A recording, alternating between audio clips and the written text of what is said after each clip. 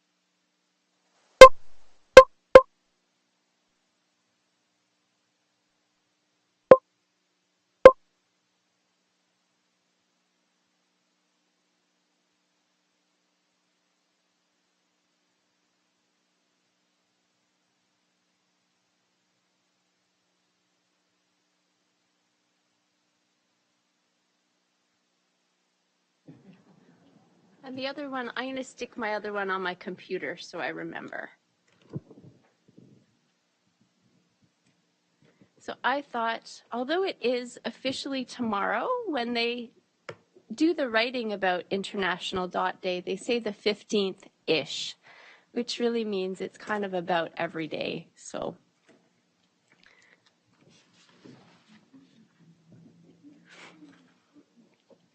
alrighty, so we will go into our agenda then as the last of the dots are placed.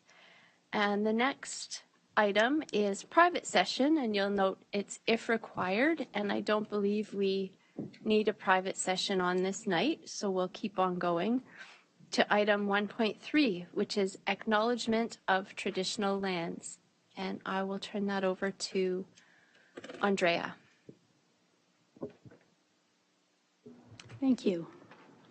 So Halton, as we know it today, is rich in history and modern traditions of many First Nations and the Métis.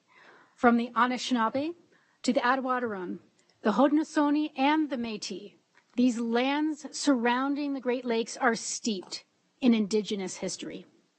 As we gather today on these treaty lands, we have the responsibility to honor and respect the four directions: land, waters, plants, animals, ancestors that walked before us, and all the wonderful elements of creation that exist. We would like to acknowledge and thank the Mississaugas of the Credit First Nation for sharing their traditional territory with us. And I just want to say that when I read this acknowledgement, I really do take it to heart. I feel it is a very important beginning to our meetings, and I do sincerely reflect on it every time I hear it. I think that it is a wonderful thing. So, thank you.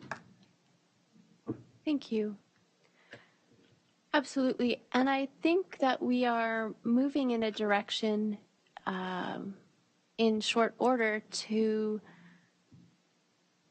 reflect on, build on, evolve that land acknowledgement so that it's kind of beyond just, not just, but beyond words that we're all becoming familiar with now. Yeah, and I understand that for some it does involve then a reflection like Andrea did on what that means. So that's great. Okay, so we'll move on to item 1.4, which is approval of the agenda. Would somebody like to, thanks Jean, make that motion? Is there any discussion about the agenda as it's circulated? Any concerns with approving? Okay, we'll approve that by unanimous consent then, and we'll move on to the consent agenda, which is only the minutes in committee of the whole. Would somebody like to make that? Thanks, Leah. Is there any discussion on the minutes as circulated? There was a revision with respect to the attendance. Is there anything else with the minutes? Okay, any concerns with approval? Seeing none, we can approve those by unanimous consent then as well. And we'll move on to then really the heart of our agenda, or the meat in the sandwich, whatever you want to call it, which is items under 3.0, presentations and for discussion. So we have a number of them this evening. You'll notice they're all timed, and hopefully we can kind of stick within those time frames, maybe borrow a little here or there as needed. The first one, item 3.1, is board and committee of the whole schedule to end of term. And with your meeting invitation, you also received the folders for tonight's meeting. And in those folders, there was a notice of rescheduling board and committee meetings, and it also came out directly through Margot and Curtis.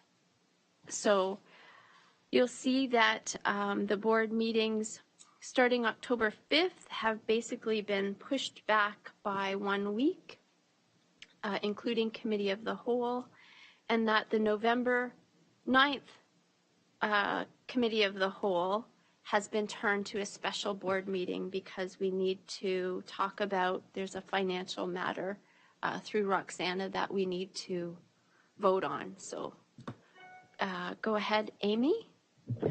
Yes, I'm just wondering if we might, after the board meeting, convene committee of the whole if we have topics left that we wish to discuss before the end of term.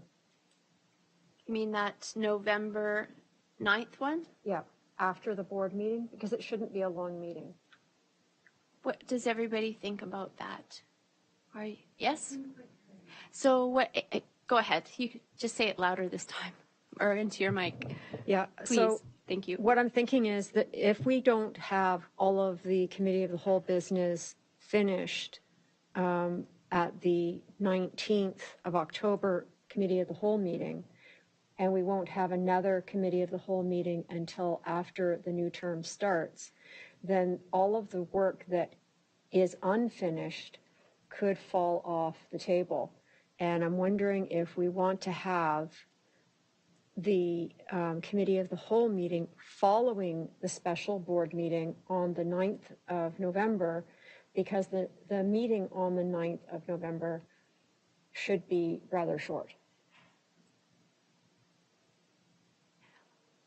Okay, Leah, you had your hand up. Go ahead. I've given this a little bit of thought, and I struggle with, when I see committee of the whole, I kind of think that's our working meetings when we dig into issues.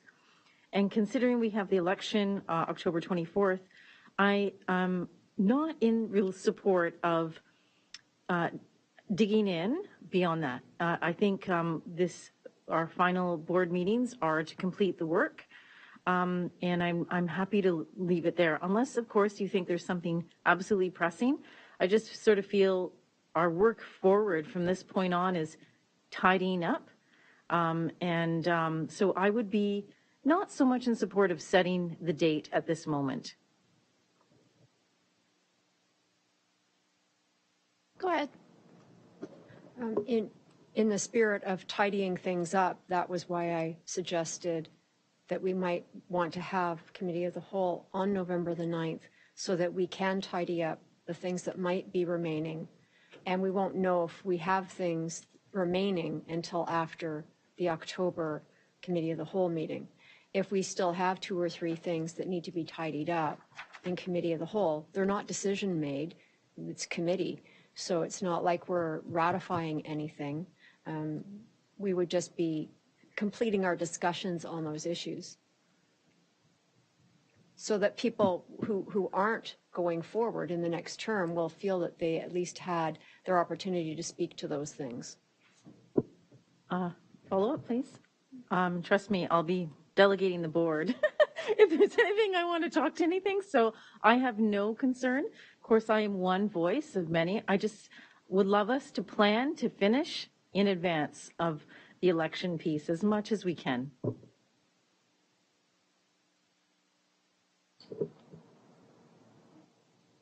So not knowing, I hear what you're saying about not starting anything new, and I would agree not to start anything new, but it would be nice knowing that we have that buffer in case we don't finish what we need to finish today and at the October Committee of the Whole. So I don't think Amy's suggesting we have to have the meeting. It's only a tentative. Is that right?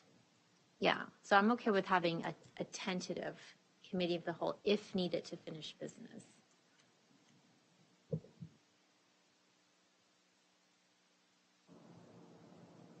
Go ahead. I'm in the same line. I don't want it written in stone that that's what we're going to do.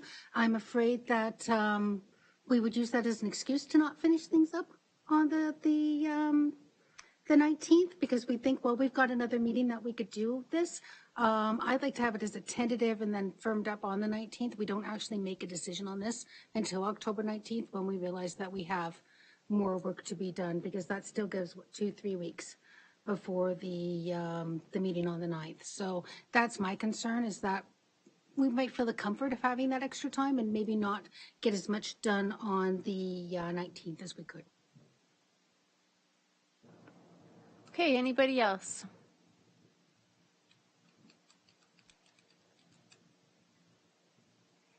Go ahead.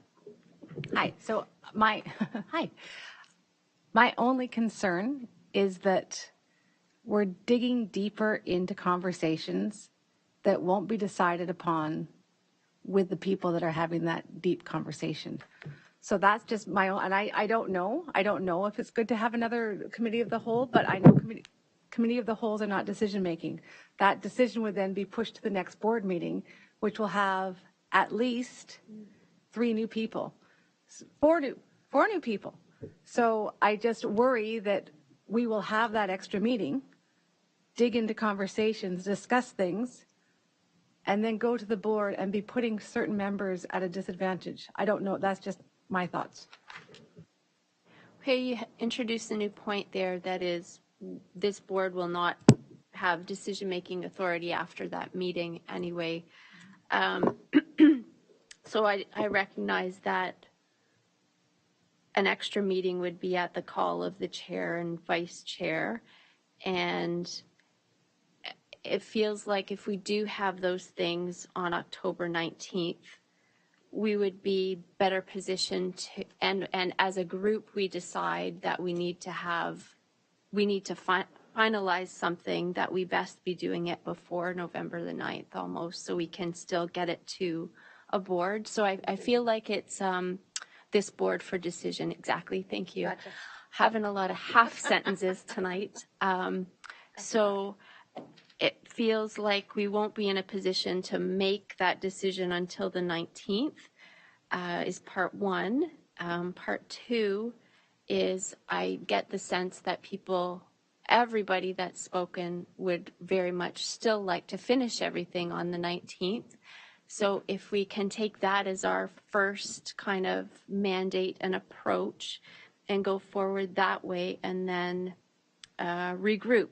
And maybe that is a nice segue then into the next item, which is 3.2 with your blessing. We'll move on to that then, which is priorities for committee of the whole meeting for October the 19th. And we can talk a bit about that. So I have a proposal to put on the floor to kick off that discussion. And it is in the spirit of trying to wrap everything up that needs to be wrapped up and report through then to the next board. So I was thinking that the existing subcommittees, standing committees, working groups could each prepare a report that goes something like, here's where we've been, because for some of those groups, you know, terms of references have been created, policies and procedures have been created or separated. Here's where we are right now, i.e. what we really need to get done this meeting, if anything, and here are our next steps. So, i.e. we are not going to be able to finish all of this piece. Like, there are some things around director's performance review that are theoretical at this point, and will be the next group then that needs to implement what they see fit. So it's, here's where we've been, here's where we are, here's where we're going. And if we can create, I could create a report template if people are amenable for those groups. And through Jean, then those can become part of that meeting minutes to be, you know, considered by that next group. Go ahead. I see Andrea, and then there was somebody on this side of the room, I think. Go ahead. So I'm just looking for confirmation that you're talking about committees that are currently open, right? Okay. It would probably be good for the ones that have closed or finished, if they have terms of reference or whatever, that they're put someplace so that people understand where that information is, so that they can find it in the future if necessary, because there seem to be certain topics that just come around and around and around. Can I ask, what are you thinking of in terms of closed ones? Yeah, in terms of closed ones, just making sure that I know we have a shared drive, and perhaps just making sure that we are depositing things in that shared drive, so there is a history there. Certainly, with some of the work that is done, like for example, we keep going back to the school naming stuff, so it's good to have a history of, you know, that we've, as the next board comes in, I will not be on it, and so knowing what the committee I chaired tackled, so we're not just always heading back and forth, and you're not losing that reasoning why things went the way they did. Mm-hmm. Go ahead, let's hear everybody, and then we'll try and wrap it up. Any work that doesn't get completed by the end of term that has something to do with a document, or like creating a procedure or creating a policy, or teasing apart a policy to make a procedure and a policy, I think it would probably be best to make sure that Jean has custody of those, because she is the staff resource to help with governance, and there is no guarantee that anyone who's currently on the governance standing committee will still want to be on the governance standing committee in the new term. So even though we have a guarantee that one of the current members will be here, she might decide that she doesn't want to be on that committee. And so it should reside, I think, with Jean. Yeah, absolutely. And that's kind of what's part of this proposal too, is that we kind of pull that all together, because of course Jean is here with us for a few months and hopefully many more years in the future, but some of that history part may also be kind of useful to her as well.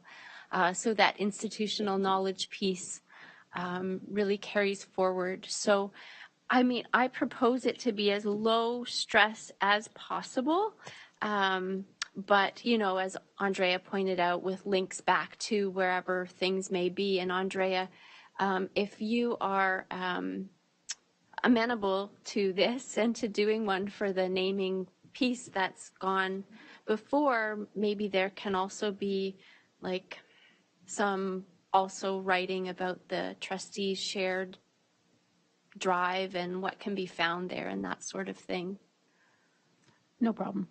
That would be awesome, because that is something that is new to these two terms. It's kind of grown, and the trustee assistant, I believe it's called, and there are videos and all sorts of things. So again, if we can kind of create that almost like our little history book to pass on to Jean. And yep, are there any other comments? I haven't seen anybody running, screaming from the building about it. Some people even agreed. So yes, go ahead.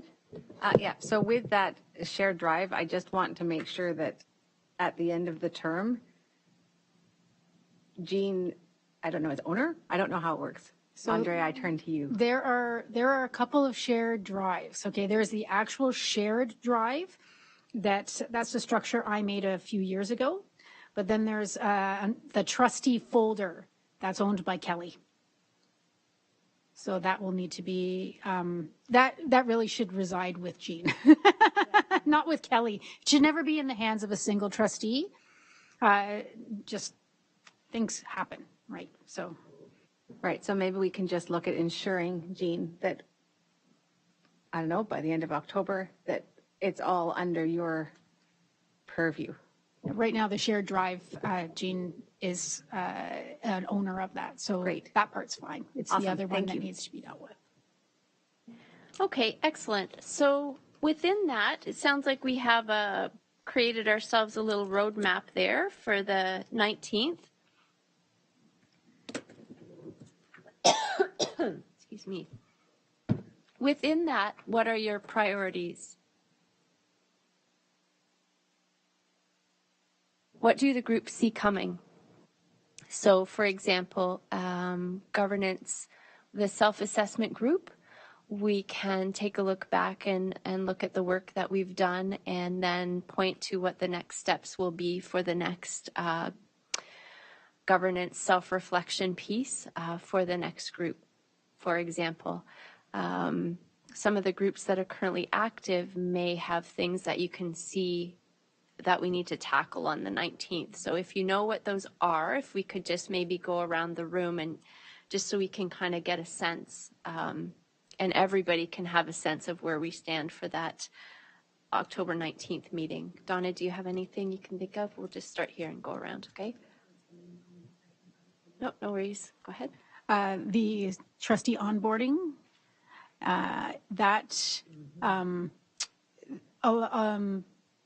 there will be stuff that needs to just be highlighted. I think that the trustee Google Classroom is actually going to work out okay. And Jean has been, I believe, invited on that as well.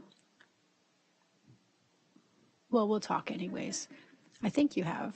And the trustee assistant, definitely Jean is on that. But we should talk about that on the 19th. Sorry, is the trustee file?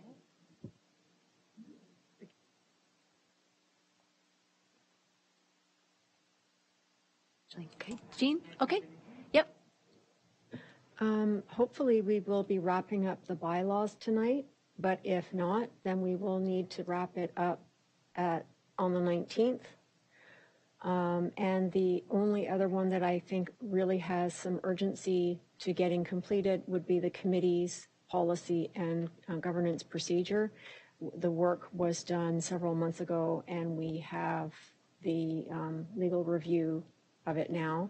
So we should finalize that before the next committee of the whole and make sure that it's in everyone's hands well in advance of the meeting, because they are lengthy.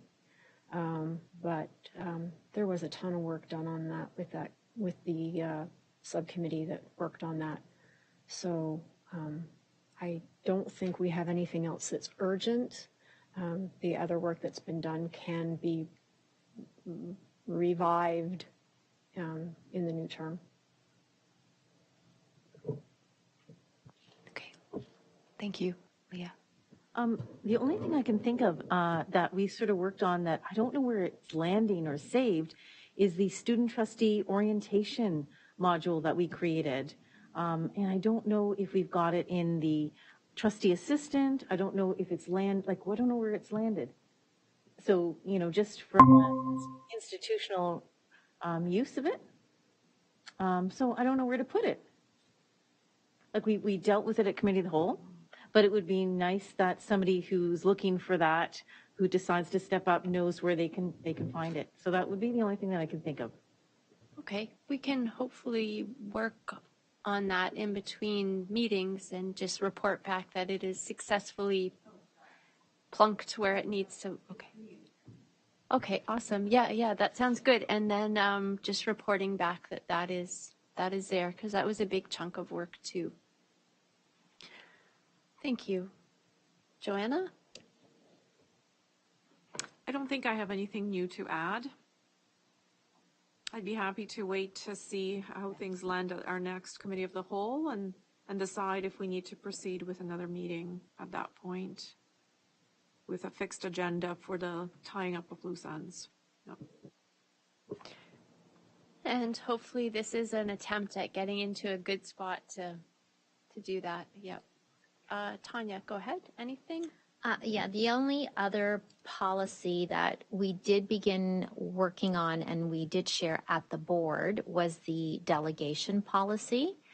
But that's, I think, an easier resolution. So I think that we should be able to wrap up the delegation policy before the end of the term.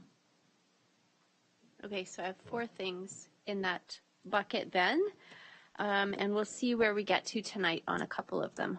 Hopefully we'll be in a good spot. Yes. And I want to welcome Kelly to the meeting. Thanks for joining us from your location. And what we're doing right now is we're on item 3.2, and we're talking about how we can sort of bring things to fruition at the October 19th board meeting, committee of the whole meeting. We've just gone around and talked about priorities. So if there's any groups that you're working on, such as the naming and renaming committee, for example, that we would try to, if it's not already wrapped up, which it might be tonight, try to get it wrapped up for the next time.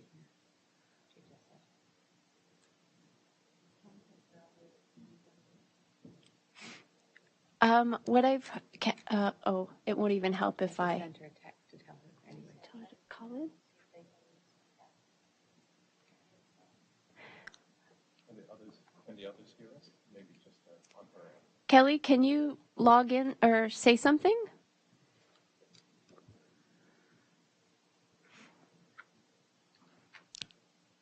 Seems like not the best.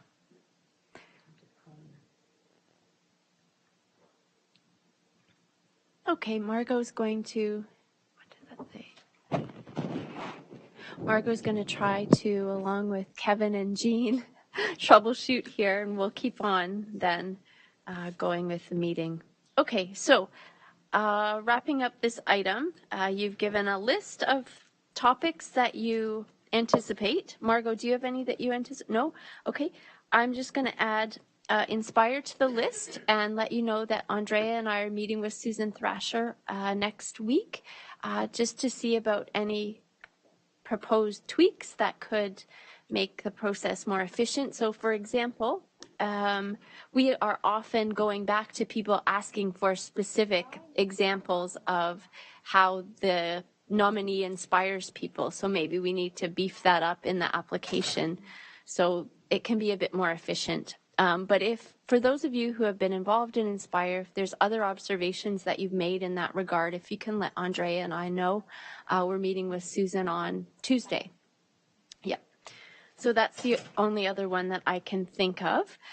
So I will put together a template and run it by everybody and all of the groups, committees, subcommittees, working groups. If you could just plug in the briefest of information to pass on as our history book, that would be great, including some of these things that you have mentioned as items that we need to wrap up at that meeting. Okay, so sounds good. Sounds like it's going to be an action-packed October 19th, which is a great way to finish. And we will then also be celebrating all of the things that have come, all of the things that we have accomplished. Okay, So we will move on then to the next item on our agenda, which is 3.2.1, Administrative Procedures Template Update. And that's over to Jean, who is introducing that, and it's something that is in our shared folder. And how well can you multitask? Because I think you're also troubleshooting. Yes. Thank you. Apologies. So the administrative procedure template that's in the folder is firstly the work of the communications team. So thank you to Heather Francie and Andrew Britton for putting that together in short order. It's to apply the kind of corporate branding, the Halton District School Board branding, to our administrative procedures. The intentions of updating it, like I said, is to align the look and feel of our procedures to other school board documents. And there are a couple of additional changes to note on the template. So there's a status section for active, under review, or rescinded to assist with record keeping and kind of archival purposes of the procedures.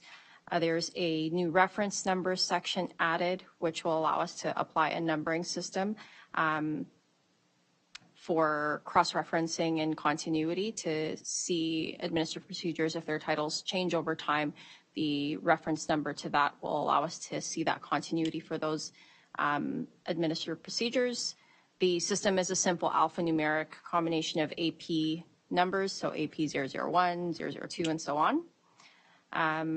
Another change, which is minor, is moving the referential information to the end of the procedure so that the procedure information is really up front in the document for users to find quickly.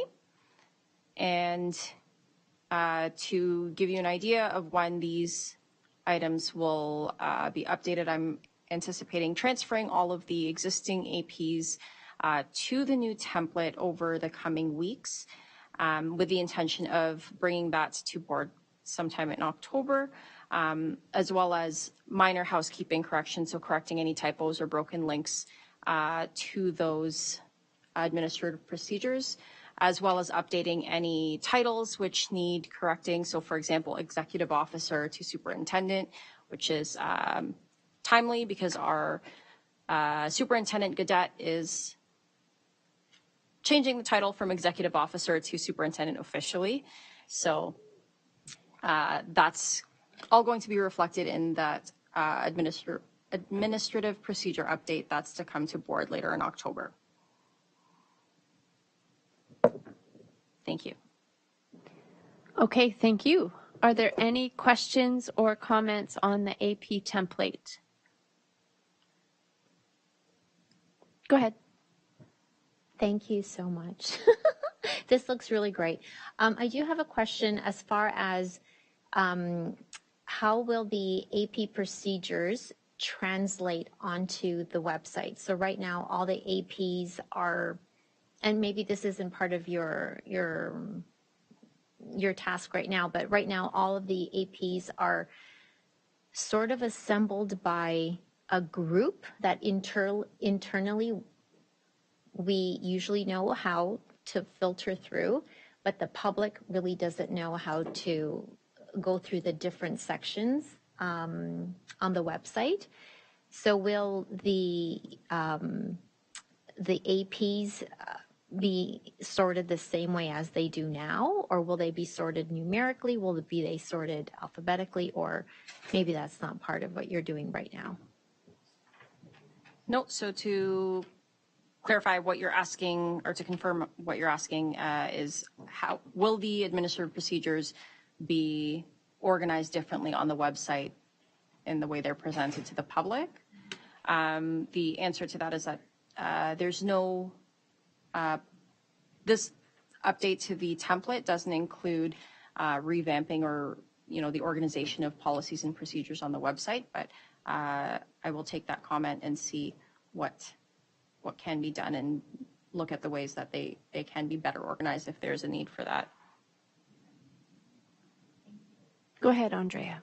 I'm strongly suggesting that we have a searchable database with keywords and things like that, because the way some of them are named, you really have to be in the brain of the actual person who created the policy or procedure to know to look for that specific thing. So we have very smart people in our IT department. I'm sure that they could come up with something. Thank you. Do you want it? No? Okay, excellent. I'd like to welcome Heather to the meeting. Thanks for coming. Nice to see you. We are moving on then to standing committee updates for all. This is all of us. We have an hour dedicated, and yet lots of stuff to do in that hour. So let's get started. I will turn it over to the governance committee for your items, and then over to Kelly for the subcommittee piece, I guess. Go ahead. Thank you. So we've worked hard through the summer to get the bylaws incorporating Jillian Katarna's recommendations and any recommendations made by board members into the bylaw, as well as incorporating some suggestions from Manager Carrillo. I know we're being informal, Jean. I just don't like the way they're spelling Jean up there.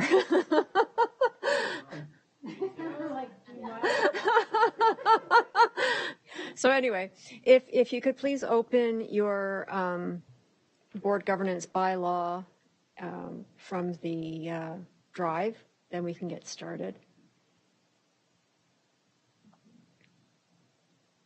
And as per the very first change, we've changed the name of the bylaw. It was previously just called the bylaws or board bylaws, and now it's board governance bylaw, and it's singular because it's one bylaw. The reason why the word governance is put in there is because it specifically deals with the governance of the board. And so Jean's suggestion was very readily welcomed by Tanya and I, and I hope that that one is all right with the rest of the room. Okay. Then you'll go down to the bottom of that page and you'll see that we now have a footnote that is going to say the motion number every time the board bylaw is amended, so that it's easily referenced. Then going through to the introduction, this is a brand new little sentence that's been put in place just to position the bylaw. It just a small way of saying, welcome to the bylaw. Then under you'll see authority and review, 1.1.2. In previous iterations, it's been saying that it should be reviewed every 3 years. And we're suggesting that it should actually be every 4 years because our terms are 4 years. And if we make them 3 years, then there will be terms where the bylaw gets reviewed twice.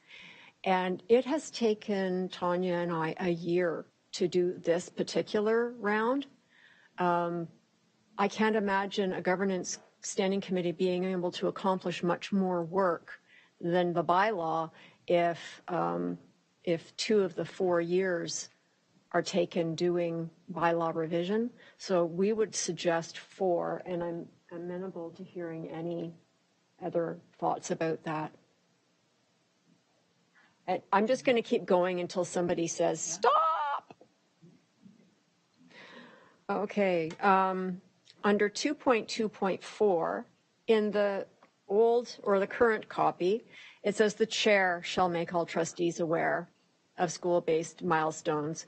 And there was discussion about this at Committee of the Whole. Trustees felt that this should actually be individual trustees who make the rest of the Board of Trustees aware of things that are happening in their schools, taking some of the pressure off the chair and actually putting it where it should be.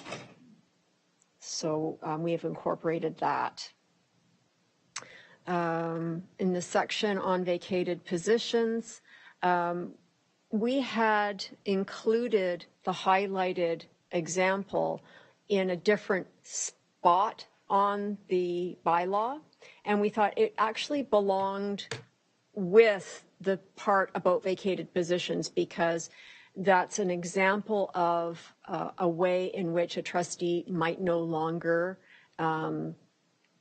be a board member. There are several ways. They can resign, they could pass away, but we wanted to give a concrete example in there of a way in which a trustee might lose their spot. Are there any questions about that? Okay. Then officers of the board, you will see highlighted director, treasurer, or controller of financial services. That's highlighted because it is more narrowly defined than it was in the current version. And it's nicely delineated now with the bullet points, so you can actually see who has signing authority.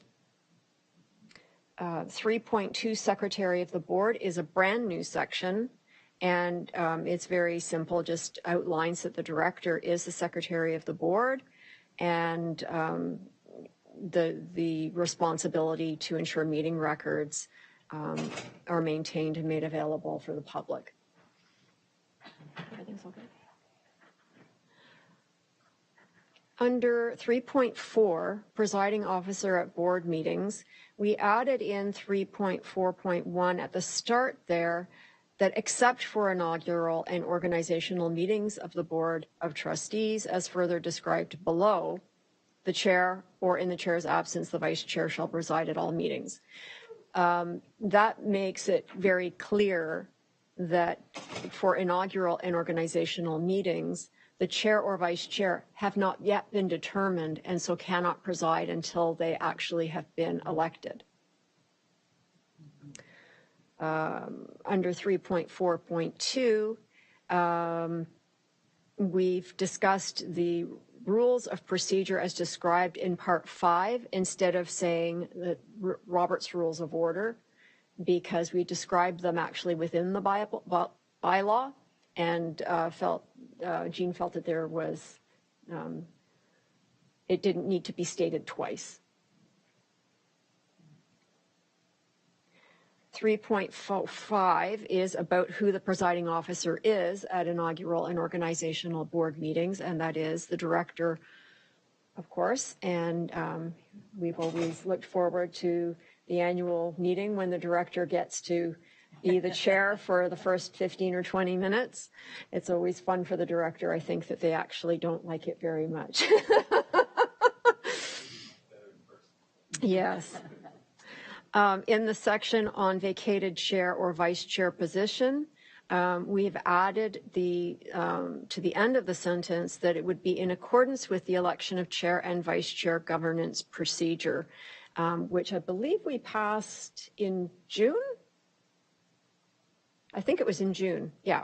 So we actually have a governance procedure now, so we don't need to spell it out any more than rather to say that we're going to do things in accordance with the governance procedure.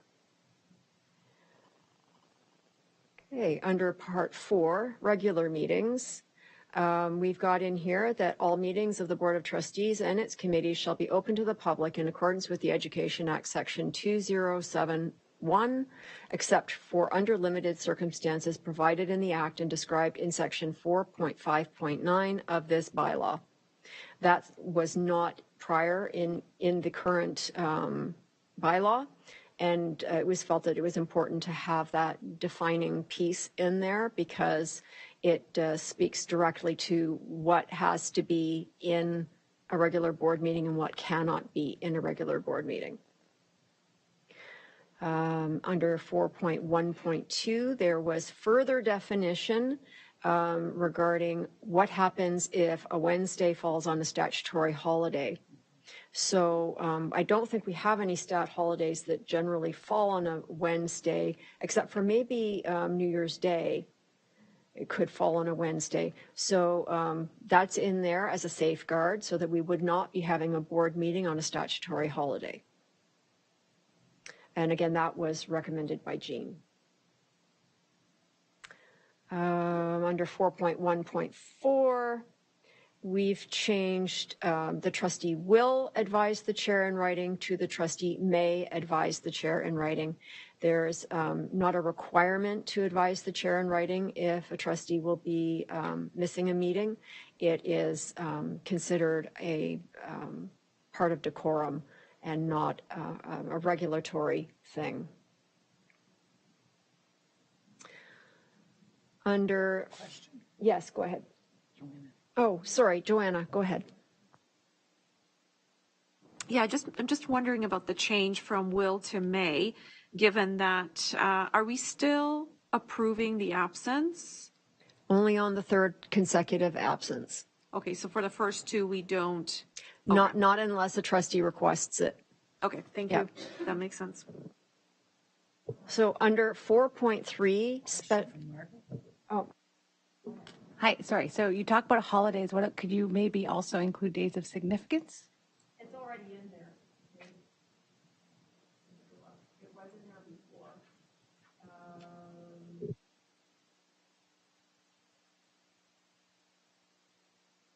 Right now it says on a statutory holiday or during a school vacation period for students.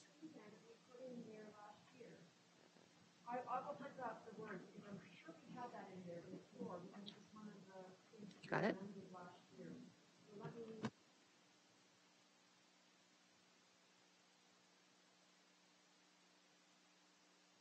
4.3 special board meetings.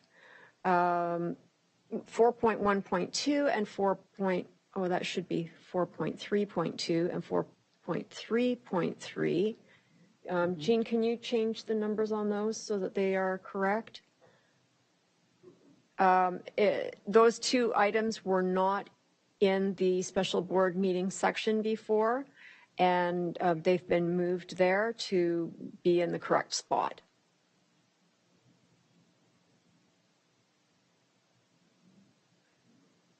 Going to wait a second to see if anyone has any question about those.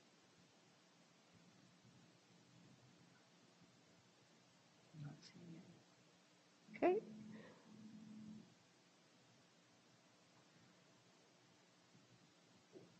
Amy, I'm Yes. wondering if we can hit the bigger changes and leave the single words unless anybody has, because I know everybody's read it.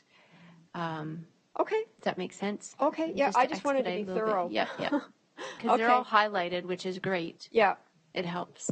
Okay. So let's move on to the meat and potatoes then. Yes. So under 4.5.6, where we record in G the attendance of trustees, including results and motions to authorize a trustee's third consecutive absence. And that's the only place that that's mentioned. So it's been a simple addition of 2 words to clarify the way we want that to be done at our board.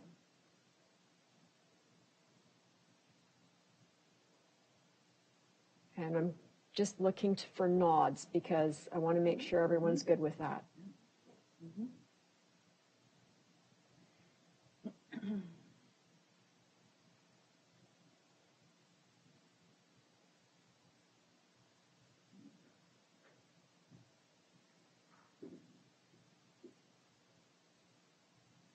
Thank you.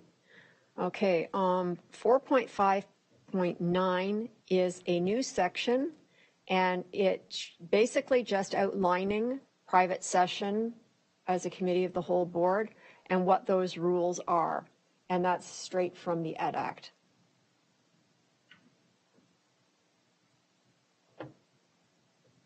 Can I ask a question of the director? I'm just wondering, how often does the Education Act get reviewed and revised, and how do we know when that happens?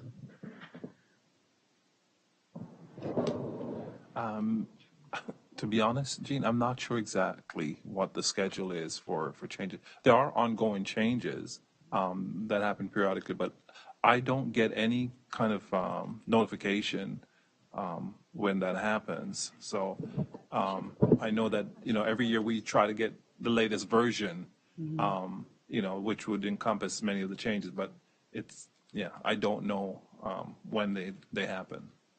The point of my question is, so often we refer to our documents referring or taking grabs from the Education Act.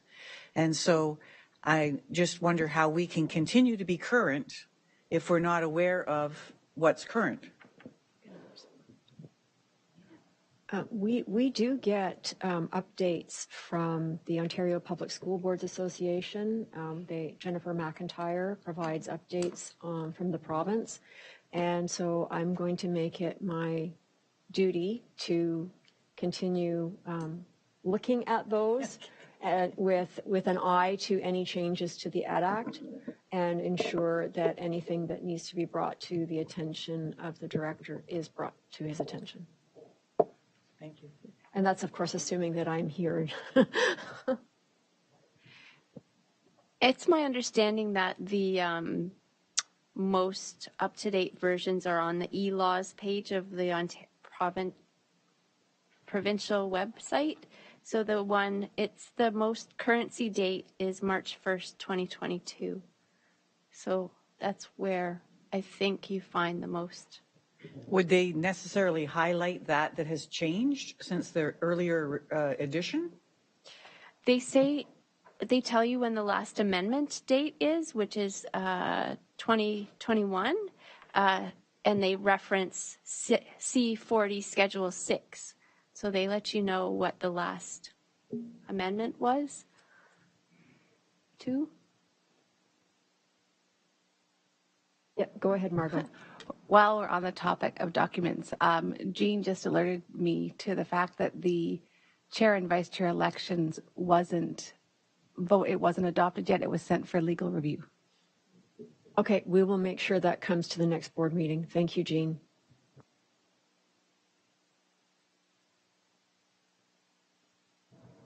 So are we good with the Ed Act piece now, Jean?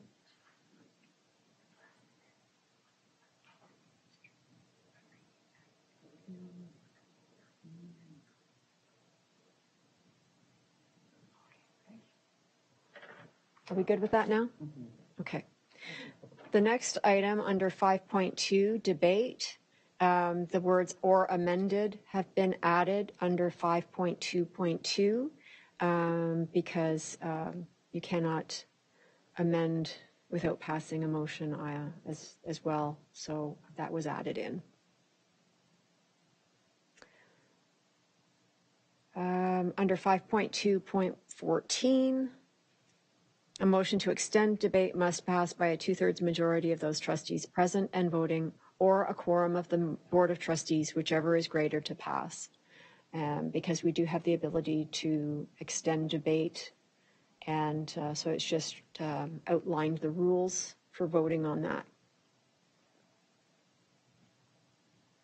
And the final change at the very end, upon approving amendments to the bylaw, the chair and vice chair shall sign and date the amended bylaw, and all previous versions of the bylaw shall be revoked.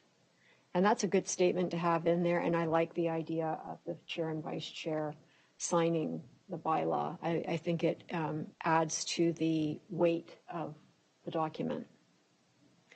There's a couple of things. Appendix A adds in recognition of History and Heritage Month to the agenda, because we did agree to do that. And and under Appendix D, which is the revision history, it just has a title in there added, executive summary of changes to the bylaw effective, so that we have all of that in there. And that's it. It feels like a huge weight just got lifted off my shoulders. Are we good with this? Jean? Yeah, I think that we all, as a board of trustees, owe a lot to the tremendous amount of work that's gone into the minutia detailing of all of this, and it's certainly not an area that I have great comfort in, and so probably shy away from a committee that would do this kind of work. But I am in deep gratitude for the Tanyas and the Amys and the others who have had input into this, that the work that you've undertaken has presented us tonight with this final conclusion on a wonderful document that's going to take us forward and into the future. And I just want to express my sincere thank you to both of you and all others who had input into this document. Thank you. Thank you. You're more than welcome. It was really a labor of love. Kind of like raising a child. Yeah. Okay. So the other document that we Amy, wanted you Can to... I ask a question? Absolutely. First, say thank you as well. Yeah, that's awesome. And I wanted to, one of the changes that came about in an earlier iteration of the draft was the student trustee report. I'm in Appendix A, and we moved that up from where it used to be further down in the agenda. It used to be under 5.0, communications to the board, and I just wonder if there's any reflection on whether where it is now is a good place, because if not, we still have that ability to kind of tweak it. So Joanna, Leah, new student trustees, how does it feel? Yes, I'm very interested in knowing what our new student trustees think about it, because the last student trustees were in favor of moving it to where it is now, but we haven't asked the new student trustees yet. Go ahead, Ethan. Thank you for bringing that up.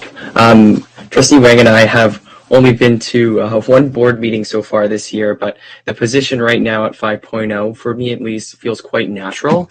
We're able to kind of ease into the board meeting. And for right now, I like where it is. I don't have any requests to push it back or move it forward. I think it's at a great spot in the meeting. Okay, so right now it is at 2.2. You're right near the beginning, so that's good. Seems good. Yep. Awesome. Anybody else? No? Cindy, go ahead. Sorry, I didn't see your hand. Yeah, I agree with Ethan, but somebody mentioned that the previous student trustees, were in favor of pushing it back. Does anybody know, like, their reasoning behind it? I believe they requested to move it earlier in the meeting. It used to be quite a bit later, and sometimes it conflicted with things, studies, things that had to be, it got quite late. So we moved it up earlier. Okay, I see. Thank you. For those similar reasons too, I appreciate like where it is right now. So I agree with Ethan. Okay, awesome. Super. So yeah, thanks so much, everybody. And go ahead on to your next one then.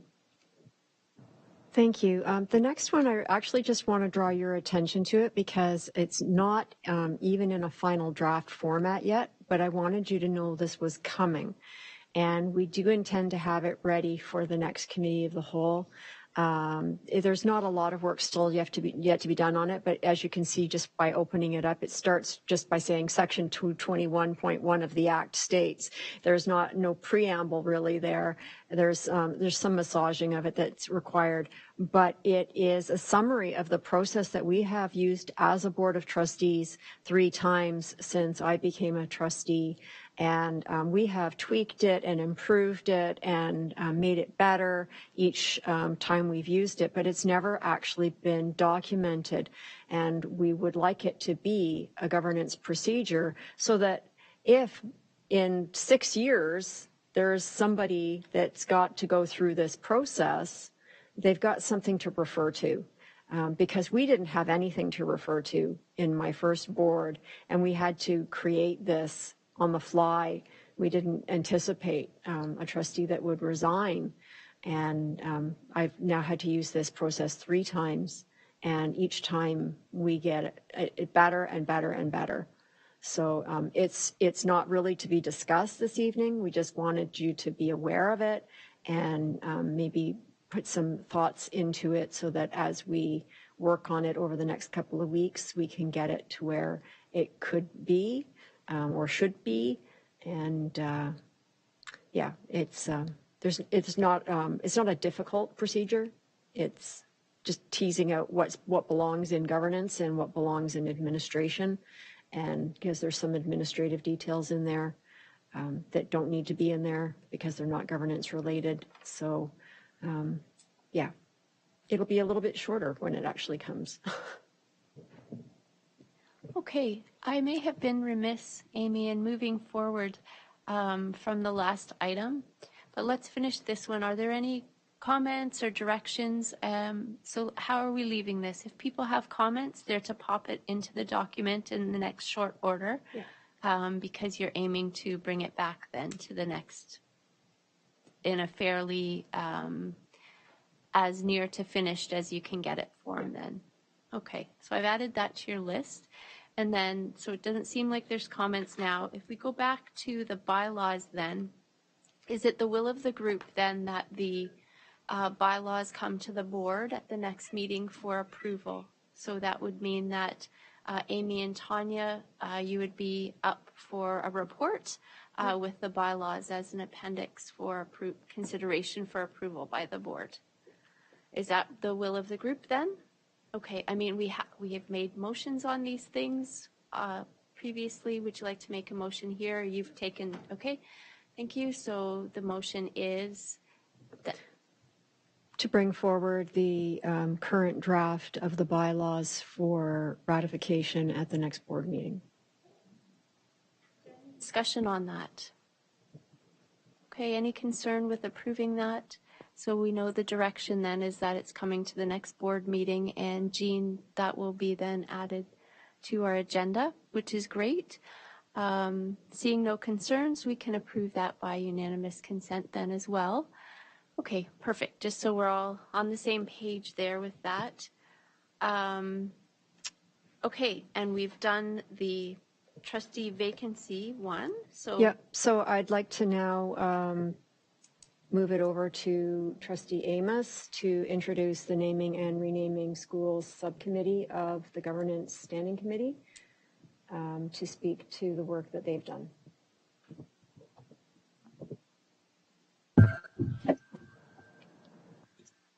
hello, Kelly. Hi, I don't know how good my Wi-Fi is. Sorry. I will try and be on screen, so it seems like I'm there. Hi, everybody. So nice to see you. Hope everyone's doing well. We're here to talk about the naming and renaming policy and procedure.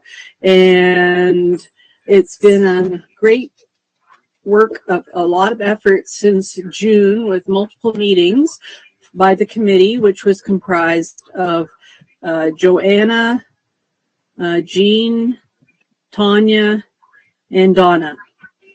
And the five of us, we worked through both the policy and the procedure, and we think we, as part of our mandate, was to try and streamline it and make it better, and we feel that we've done a really good job. So I know both the policy and procedure are there in the naming and renaming file on the drive for your viewing pleasure, and I'm sure some of you have already had a look at it. I just added some recommendations that we would like to give to the director for the administrative procedure. Of course, it's up to the director whether he takes any of these suggestions, but we created a document with some suggestions we felt might be relevant to the naming and renaming process. Also, for the naming and renaming, everything went smoothly except for the one area about naming schools after people. We had a lot of debate and conversation around this. We invited the director in to the committee to participate in the discussion, asking for his valued opinion and from what he was seeing throughout the province. We also, he had asked General Manager Carrillo to do a general scan of the province, and that document is also in there, where I believe one school board is made a change to eliminate the ability to name names, but one considered it and has decided not to. And I believe there's also something from the City of Toronto about what they are considering. So because we could not come to a decision around this piece as a committee, we felt that this is something that all trustees need to have a discussion around and to make a decision on. While we felt that we could address the rest of the policy and procedure, this is the one area we felt that we could not address as a committee, and that we wanted everyone to have as part of the discussion. And that is why last week there was a motion that came to the board regarding a facilitator. Now I'm going to ask some of the other members of the committee to speak to this as well, but the rationale around the facilitation was because we wanted to have sort of an education type session with information and guidance so that we could all think about the decision before it was made. Now, I've heard opinions that maybe we don't need it, that we can do it ourselves, and that's fine too. So it's here as something that we are suggesting from the committee, but as far as I'm concerned, whatever the board decides, I'm good with that. So I'm going to open it now to other members of the committee to add to what I have said already. But thank you to everybody for all the hard work, because we've done a lot. And I think if you look at what is there, I don't know if you want me to run through what we've done in the changes, but I don't know. I wasn't sure what part, how far you want to go with this, because I think that we would like to try and get the policy and procedure approved, but there's that one sticking point around whether people's names will be part of it. Okay, do you want, Kelly, maybe we can hear from the other committee members and then plan a strategy, because we could go in a few different ways here, i.e. get the rest of it teed up and then just deal with that one piece and slot it in, or deal with that one piece and then take the rest of it as well, or probably other ways. But other committee members, why don't you go ahead and then we can sort out next steps.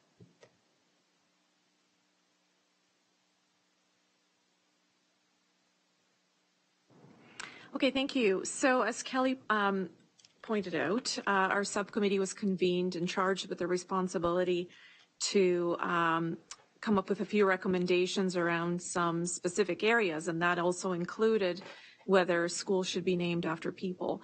We have updated the policy and the procedure with great consensus, but when it came to the issue of whether to name after individuals, there was no consensus.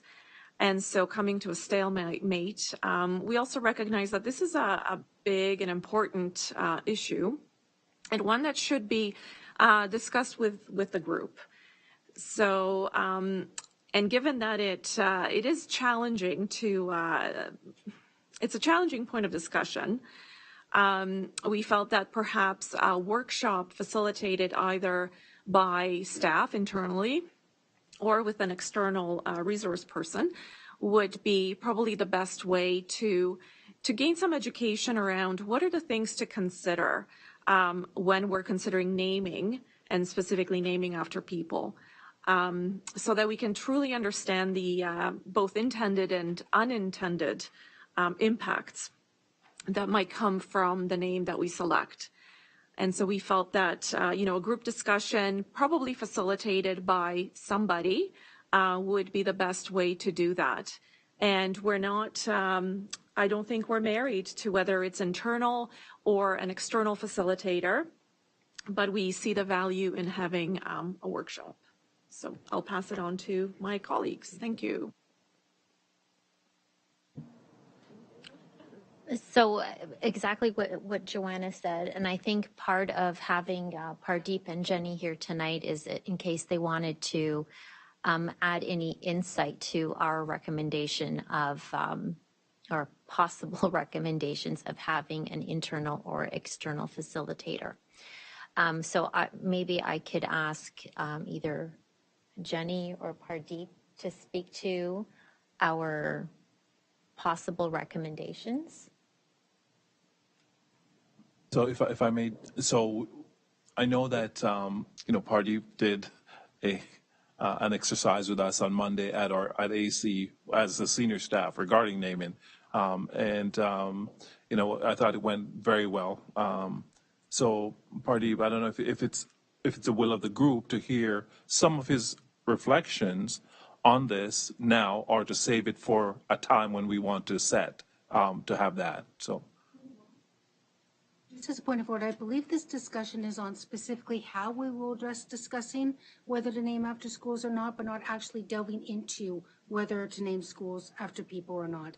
This is a process piece, so that at the right time when we decide the process that we want, then we can have the full discussion around whether we believe in naming or not, or what the pros and cons are. That's my thinking, and I very much want to hear what Pardeep has to say, but I'm wondering if it's the appropriate time.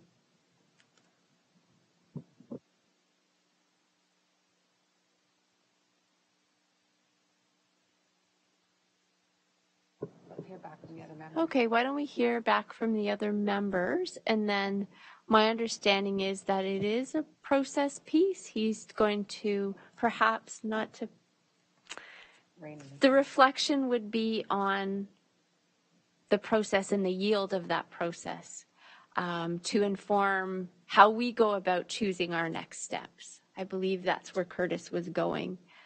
That. I was any and all of it. Yeah. So good.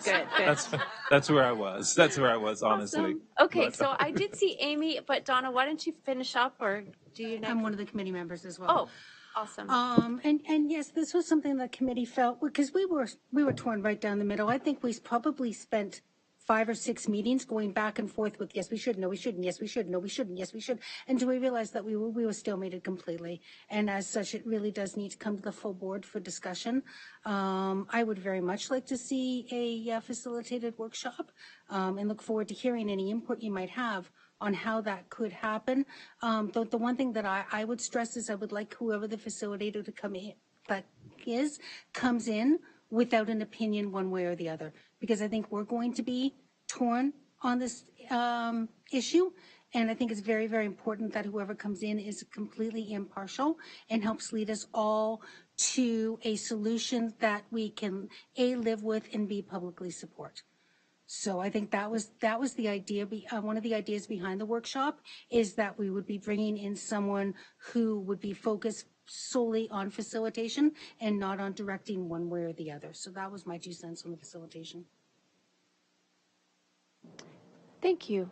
Go ahead. I think Amy and then Jean. No, I could have sworn. So sorry. Go ahead, Jean. And then Tanya. Thank you very much. I couldn't summarize it any better than what Joanna has summarized it, and earlier Amy as well. I wanted to just give my own reflection that I sense that this is going to be a very, very divisive topic to tackle. We in our term have had some of the most wonderful, rich debates with total information being provided and a lot of thought going into it. And this is one where it's kind of like one of those ones where we just really need to take the time, have a little bit of help to get us through this, because I think that there's lots to be gained, but there's lots of risks, because it's a very politicized kind of a decision that we're making. And I think that I could speak for many of us here. I don't know if it's all of us, but I think many of us did not feel very good after our last school naming evening. And as a result, this is where we're at right now. And I think it's just as Donna has said, it's a really positive move forward to get the help that we need to make the best decision possible, and then to be able to live with it and move forward on that basis. So that's just my 2 cents, but thank you. Committee person, Tanya? No, I want to go after the committee members. Yeah, go ahead. So to Curtis, you had mentioned that Pardeep had a meeting on Monday. So when we're looking at internal or external workshops, do you feel that we could have an internal workshop to give us an impartial educational session on the topic? Yes, I won't spoil what happened Monday for you all, but what Pardeep did was really to ask us to reflect, and it may surprise you what took place then, but I think I want to save that. But you know, his job really was, to Donna's point, was to facilitate and to help, and then to pose questions and to ask us to think about things, and you know, not to sort of take one side or another. And I thought it was really interesting, but I won't spoil it, because if I think Pardeep is eminently qualified to do it based on what I saw on Monday, I think it would be really worthwhile. Thank you. Amy. And then Kelly. So I'm torn. I really am. We're talking about doing this PD right before the end of term. 4 of the trustees at this table we know will not be returning, and it feels like this actually is a decision that should be made by the new board, not by this board, because the new board will be voting on the naming of schools, and this board, 4 of the members for sure will not be. And I get it, though. I understand why this is coming up,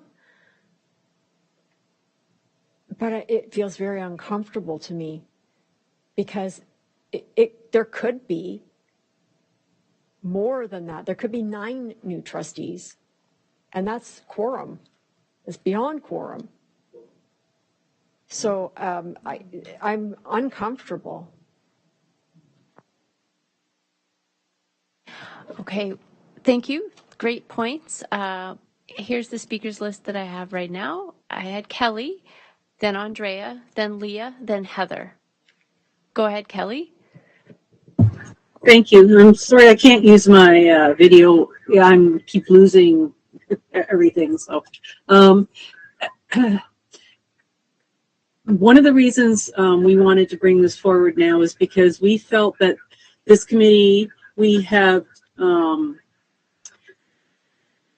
been very thoughtful in the process, and we wanted to try and finish the work that we had done before the end of our term. And I can understand where Trustee Collard is coming from, but that doesn't preclude having the same type of educational experience for a new board. But I do feel that it would, there's a lot more than just this discussion behind the naming and renaming piece. And that's why I feel there would be a value to finishing this piece and then making a recommendation to have that educational piece again with the new board. Okay, thank you. Andrea. First thing is, I would like to thank the committee for the work that they've done on this. I know how hard it is to tackle this issue.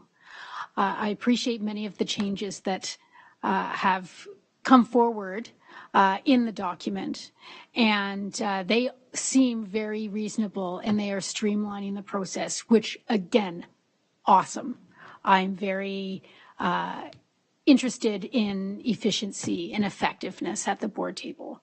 I would be more than happy to take those recommendations forward to a board meeting and pass them.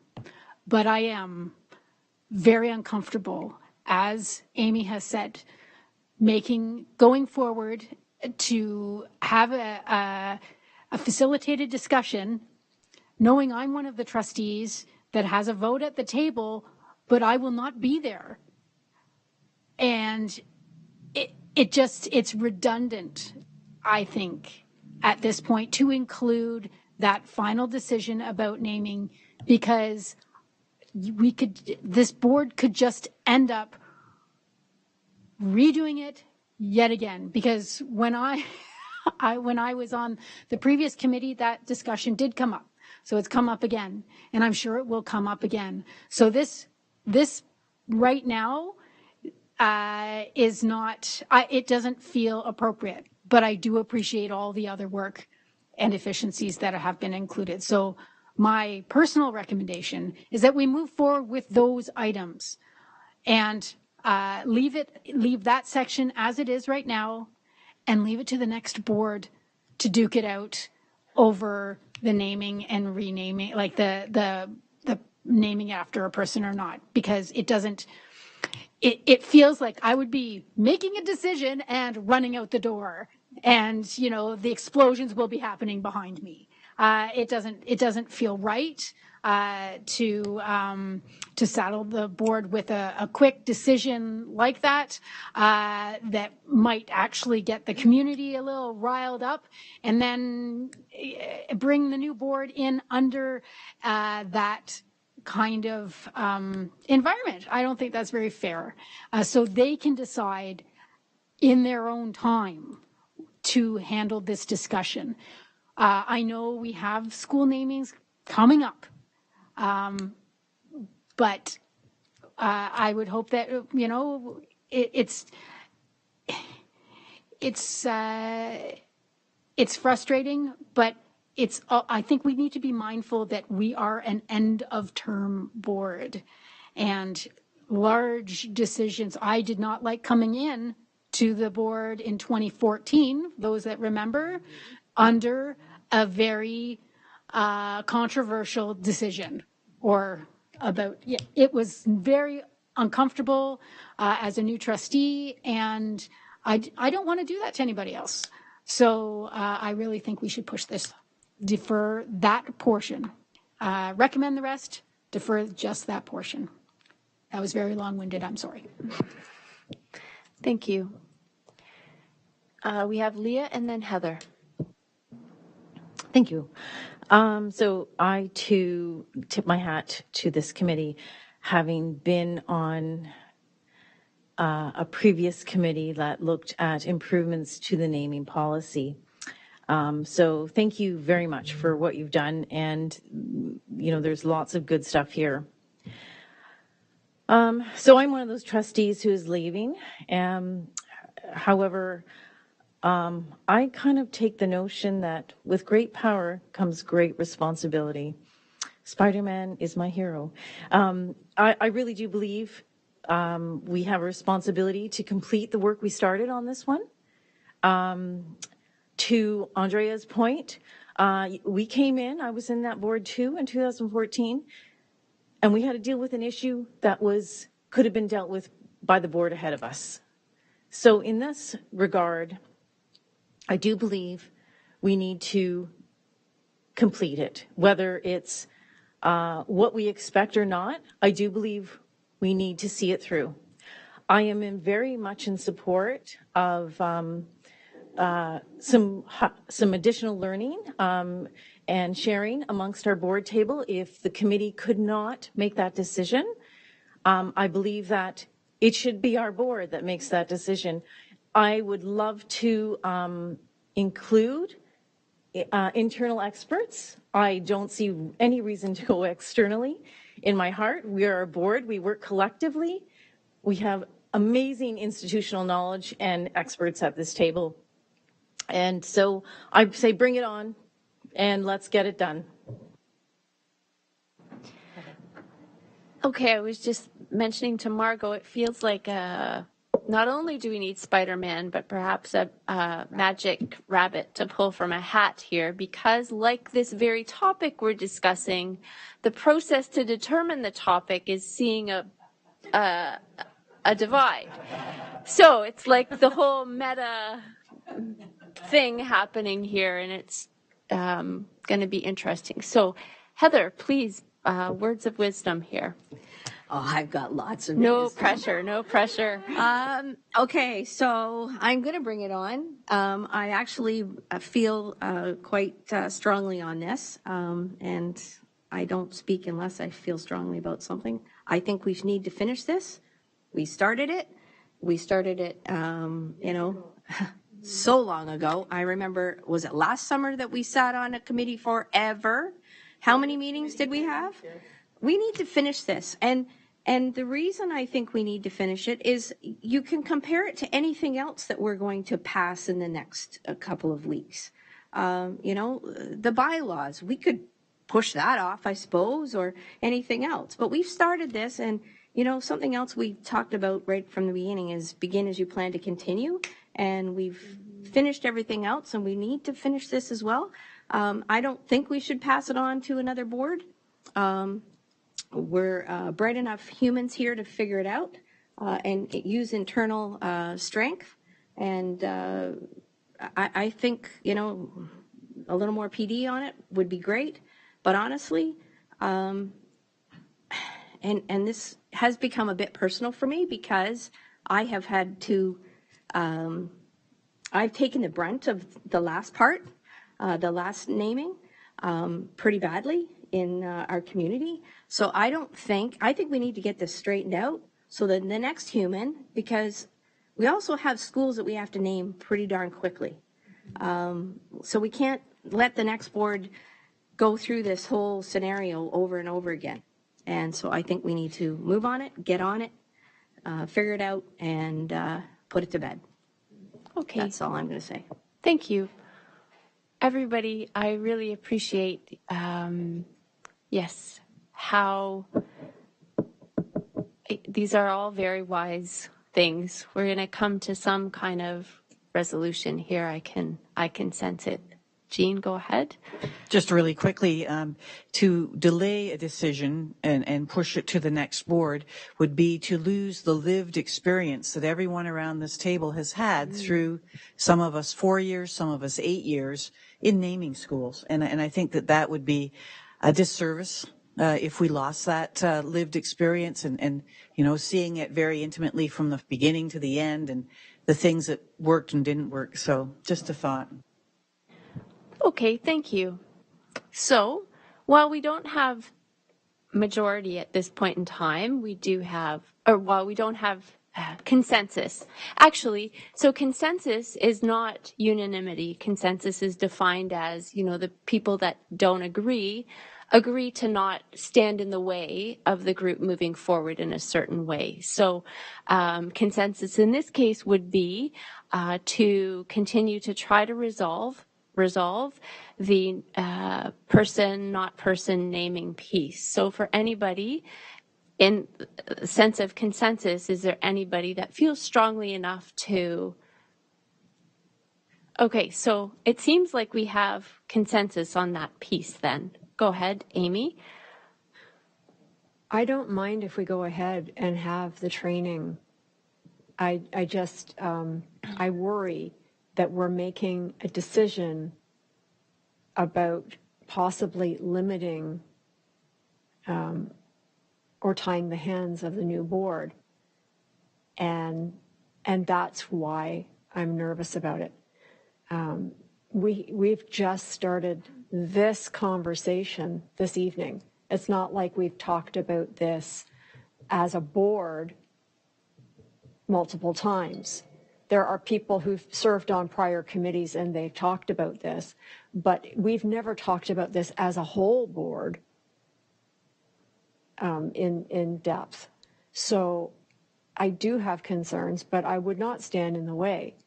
I just want to caution people that if we tie the hands of the new board, they can just go right back in and change the policy again. Absolutely. And I'm just going to interject one thing as a facilitator type here. We can create whatever process that we want to come up with a decision here.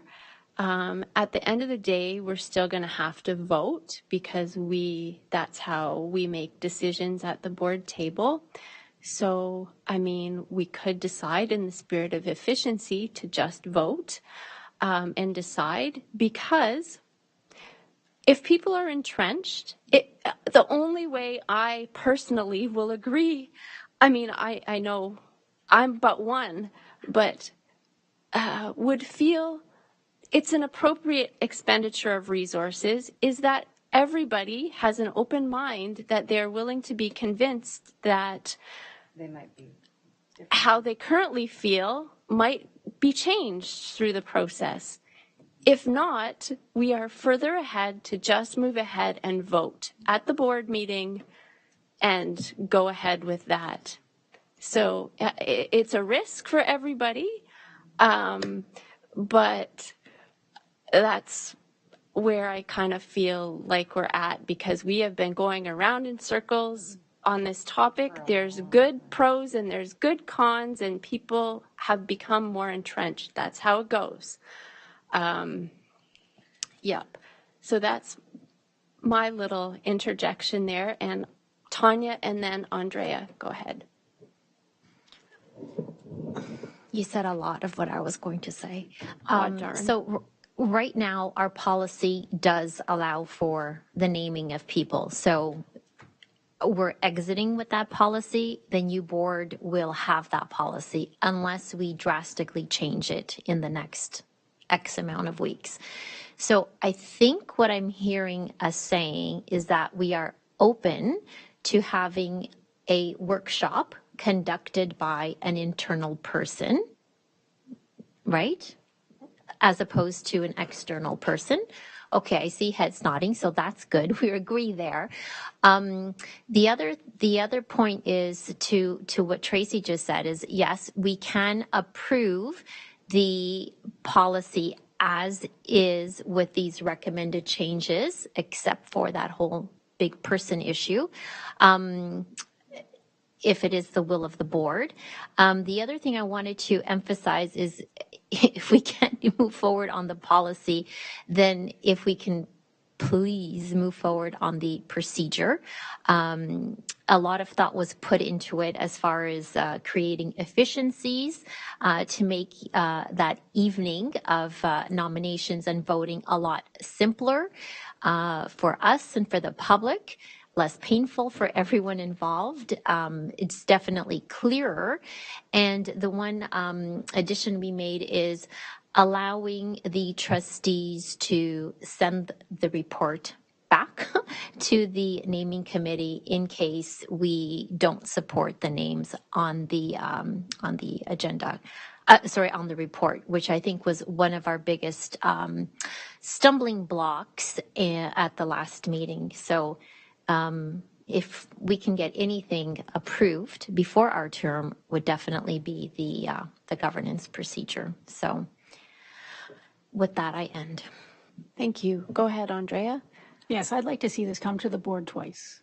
Once with the efficiencies, and then finally with the decision on after a workshop about the decision of people or not, or person name or not person name, because the good work on the efficiency stuff shouldn't be pushed off.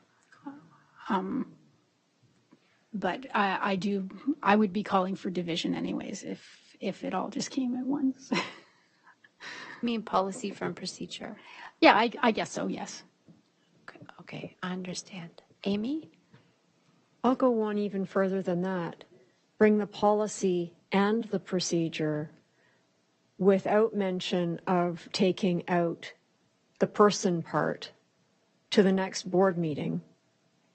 Then we can have the facilitated workshop. And if a change is agreed to by the majority of trustees, then it can be brought back for the next board meeting after that. That way, we firmly have a policy and procedure that has 95% of the work done by the committee approved, and that one piece about whether or not we can name after a person, we'll have the facilitated conversation, we will have the PD that's required, and we can make a more informed decision on that separately. I would support this policy and governance procedure under those circumstances at the next board meeting. Kelly, then Andrea, then Heather. Thank you. Actually, Amy just said a lot of what I was thinking. I was going to ask if we could bring the current policy and procedure as is to the next board meeting. And if we move forward with having a facilitated session with trustees, then we could move forward with any possible changes further to the policy at that point. And if we as a board can't reach consensus and we don't want to do that, then the policy and procedure are already there and would be there for the next board. Thank you. So there are some, we had Andrea and Heather still on, or do you still want to speak? Yeah, I'm okay with that. The only thing is I want to make sure that the public is well aware of the potential policy change because it is a hot button and I want to make sure that they have ample time to provide trustees, as it is our job to be a conduit to those discussions, give them ample time to be able to comment to us. So that's the 2 meeting suggestion then? Yeah, it's part of this. Go ahead. Yeah, it does need to be 2 meetings because it's policy and governance procedure. Okay, Heather. I'm wondering when we have our little session, if we can also know, Director, how much it cost to change names from Ryerson. What was the expense? Are we allowed to know that? Well, it is part of it because Tanya just said it's not part of it, but it is kind of part of it because how much is it? We're taking risk. What is the cost of changing a name? I'd love to know. I mean, something that could be brought to, trustees in private. So if that's the will of the trustees, we can work on that for sure.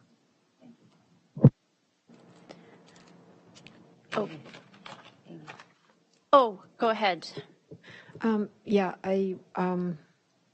my gosh, I'm going to lose what I wanted to say. And it was pertinent.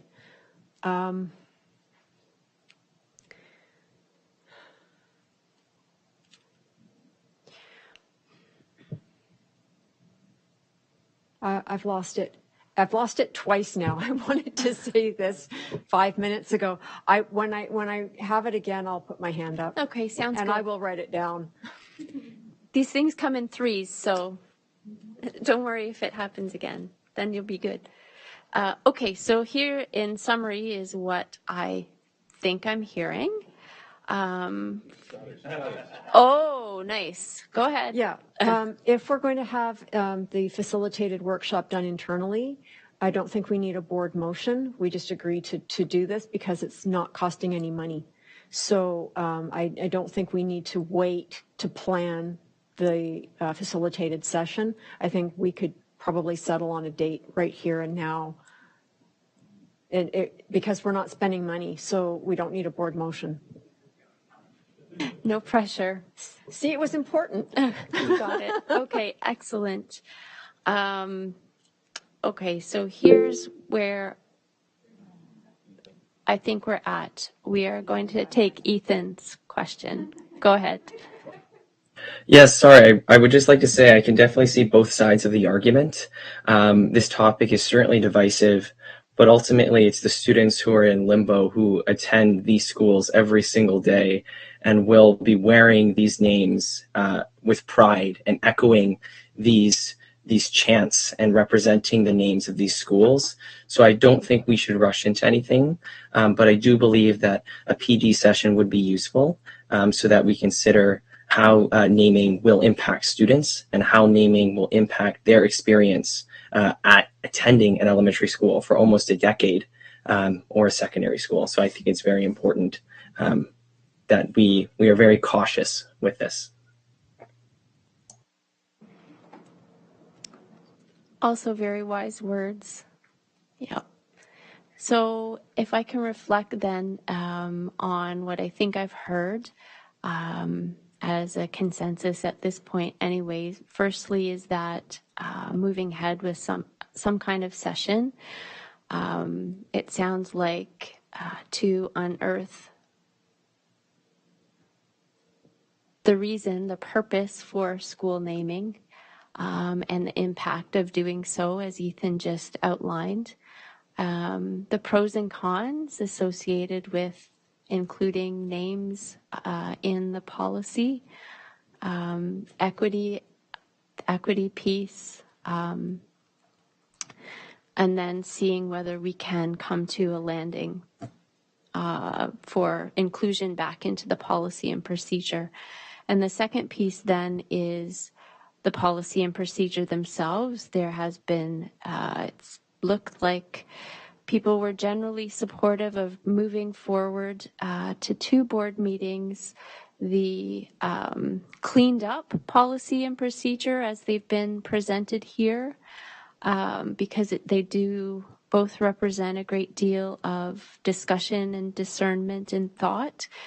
So to honor that work and to put the next board in a good spot, we would bring those forward and for consideration for approval.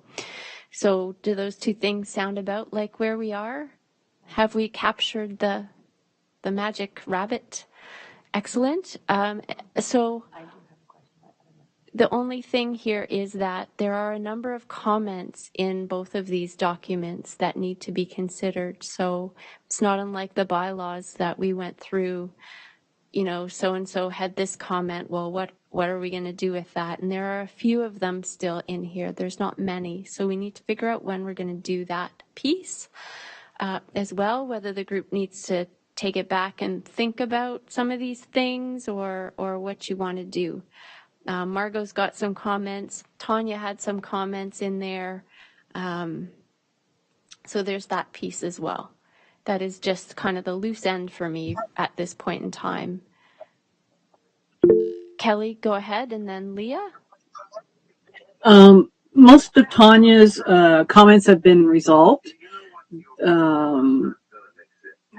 So they're still there because I didn't remove them. We were having a meeting yesterday about this. So I believe most of Tanya's have been resolved. I think Margot's are fairly new, so I haven't had a chance to have a look at them. But most of the comments, I believe, are resolved or are for information. Okay, we'll just check that. We'll just check that assumption with the folks who have the comments in there. But let's go to Leah and then Margot and Tanya, and hopefully we can wrap this up by the top of the hour. Okay, we're almost there. Okay, so this question is about the process and it's about the transparency piece. So while I'm in agreement to the approach to taking this to the board table, I was confused as to the transparency piece for the public to understand that the policy in regards to naming after people would be as it is in the policy. That's not at our debate at that table. That's what I'm concerned about, because I feel that once people understand that we are debating this, we are going to expect delegations, and we're going to expect people to share from their past experiences or moving forward. So I feel that in the spirit of transparency, we need to be really clear in this motion that this piece on naming is part of this discussion. Because I don't think one meeting on, an amendment to that part is particularly fair to the community who may want to weigh in on this. Thank you. Tanya and then Amy. Tanya? Yes. So Kelly had mentioned that the version that we worked on last night, we did work on a version last night, but that's not the version that's in the committee of the whole folder. I see. Because I'm seeing there were changes we made yesterday. They're not reflected in this document. So case in point about, returning the report, making a motion to return the report to the naming committee, and a few other tweaks here and there. So maybe Kelly can add the two documents that we worked on last night into the folder for everyone's review. Mm-hmm. Okay. Yes, that would be helpful. Go ahead, Amy. Sorry, I didn't realize they weren't the same.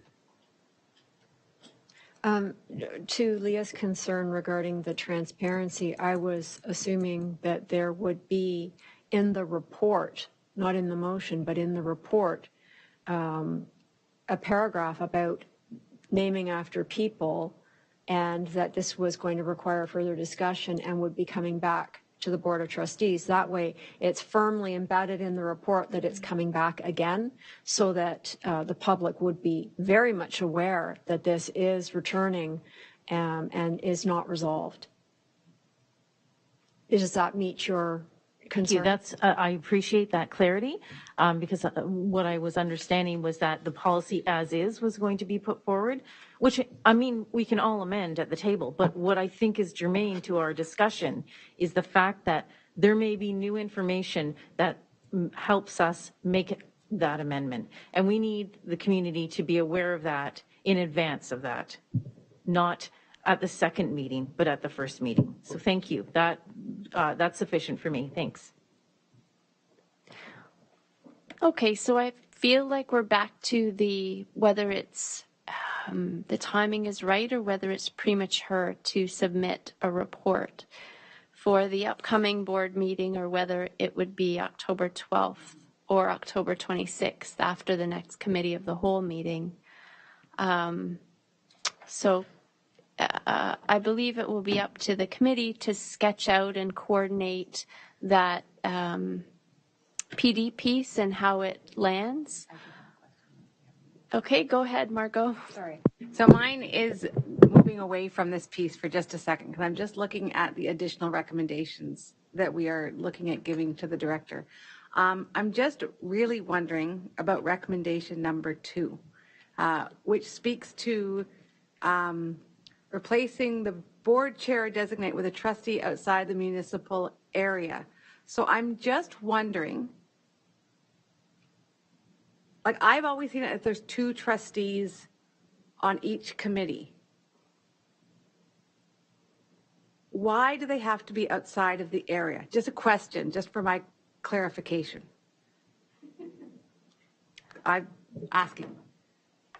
Go ahead. And then we should probably hear from the committee on their thoughts. I know, but this is also something that we tackled in the first round of the naming committee. And so I can give you the perspective of that one, and that is that people felt that the trustee from the area represents the kind of the area and the people. The other trustee would represent sort of the greater board, take it from a perspective of the sort of representing the board's perspective, sort of a broader perspective, and so not necessarily a two people from Oakville or something, that it actually looked at. We're out of the influence area is more what it was. But I'd love to hear how the discussion went in this committee. Go ahead, Donna. Oh, I can tell you how it went. I felt very strongly against that. because I don't think we should be limited. If you're opening a school in say Oakville, I think another Oakville trustee could be part. I don't think they should necessarily be precluded from it, or Burlington should be precluded. I'm not saying that I want to be on every Milton one, but I'm also saying I don't think it's fair to say you will never be on another one. That was my thinking. I was the only one who thought that way, and I was going to bring it up when it came to the board, because I really think it should say out of area trustee, not out of municipality trustee, because I think that ties our hands. I think that could create an unfair imbalance, and that some people are given opportunities to sit on school naming committees that and others never ever will be because of where they represent. So that was my personal thinking. But the discussion around the table, everyone felt the way you did, and I felt the way I did. That's pretty much how it went. It's bitterly resented. It's great to have diversity of views, right? Yeah, it's excellent. Go ahead. I believe it currently says the trustees with a bracket around the S of the area, because sometimes there's overlap in the boundary for a school between two trustees. So if more than one trustee is representing students that will attend that school, both of those trustees would be there, plus the chair. That's the way it currently reads.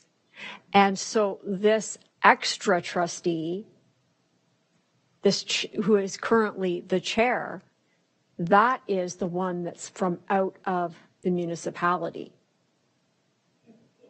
If I may, Yeah. but if the students all come from south of Derry, even though they're Milton, they're not coming from my catchment area, which means I can never, ever be on that committee because I live in Milton. Not because my students are going to school, I live in Milton. And I just think that's an unnecessary tying up of things. I think the chair should be able to designate any trustee, and I think the chair should do it the way our chairs have in the past. Our chairs have been very fair. They've looked at who has been sitting on these committees and who have not, and have the opportunity to give that chance to somebody who has not sat on the committee and not be hamstrung by the fact that they happen to have the same municipality in their ward. Is your preference then for it to say chair or designate? That's what it did say. Yeah, okay. Margot, and then we're going to wrap up this conversation. So mine is really quick because this was something that I had to work with right when I became chair. And I remember Marnie calling me and saying, and I just said, sure. And then I think I was probably speaking to Andrea. And it's like, well, no, you don't go on all it's that fair share. So I think that piece of the chair designate, I think it's really important because I think, again, as Donna said, as chairs, we always try to make sure that there is that equal representation across the board. I don't know, I just think being an out of area trustee, I don't go and ask people. So we are a board of trustees. As a board of trustees, we all have the best interest of all the students in Halton. So I don't know that, as Donna, I'm not saying hamstring, but I don't know that it should be that there is an exclusion of certain trustees in looking at that. I think it should just be that fair equity piece that we always try to do when we're trying to look at the naming of the schools. But that's just my 2 cents. Okay, this is another one of those topics. Sorry. It feels like. So am I correct in assuming the policy and the procedure are our priorities? Or if not, and just circling back to that last item 3.2, priorities for committee of the whole. So I think this is a prime example where this committee working group would, at our next committee of the whole meeting, be writing a brief report. And if there are any outstanding pieces that we haven't gotten to, those things would be captured in there. Maybe all or part of this list of recommendations to the director. Because it seems like there's some misalignment there between people. And it could be the naming of people piece, depending on where we land there. So it's almost like the important part is that we're just documenting this stuff so it goes, whatever's left can be picked up later on. Amy, go ahead. Yeah. So I am concerned that if we wait until after the October Committee of the Whole, that we are not going to have enough board meetings left to reconsider whether or not we are going to rename after a person. I think this needs to be in next week's board package so that we can actually get to the part of whether or not we want to name after a person, or else it won't happen in this term. And I don't know if Kelly is able to produce the clean copies, or if she needs somebody who has access to better access to Wi-Fi at this point to make those changes for her. But I would strongly recommend that we get this into next week's package.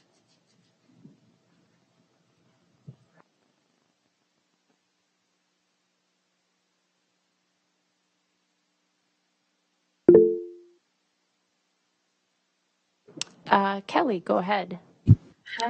Thank you. I just put the changed copies into the folder. They're called Final Copy. And I have forwarded them to Jean. General Manager Carrillo. And I believe that she could probably clean them up, unless I don't want to put her on the spot, but I know she's already worked on it a little bit.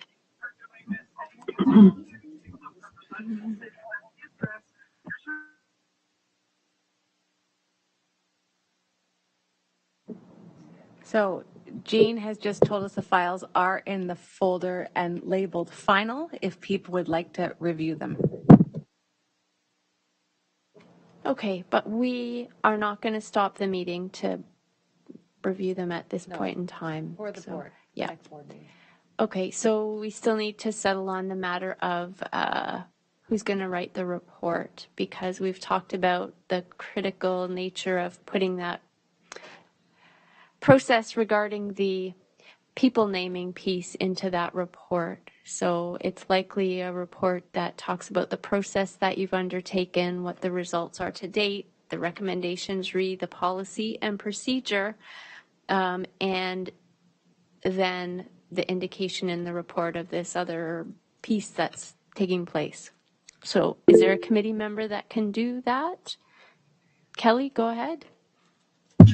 When is it due?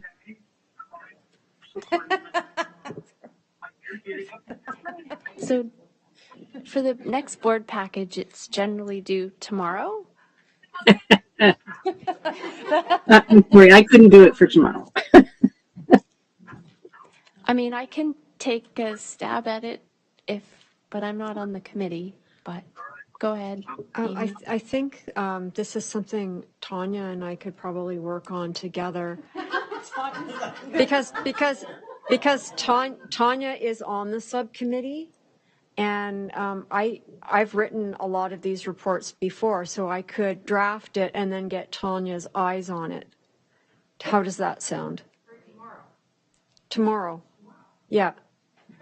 I can do that. I know I can. If another committee member doesn't want to, thank you, Amy, so very much. And if you want to share it with me, I can have a look at it. Yeah, too. I'll share it with the entire committee for sure. Super. Yeah. Thank you. That's not hardship on me. Yeah. Okay. Okay, that's awesome, because then it also speaks to the relationship between the committees and everybody pulling together to get the job done. So that's great. Sounds like we have a way forward. Now, I'll just look at everybody. It's 8:10, 8:05, 8:06. We have a couple more items to go. Does anybody want to stretch? Yes? Okay, let's take 5 minutes. We'll be back at 8:11. So take a stretch, get a snack, whatever, and we'll see you back at 8:11.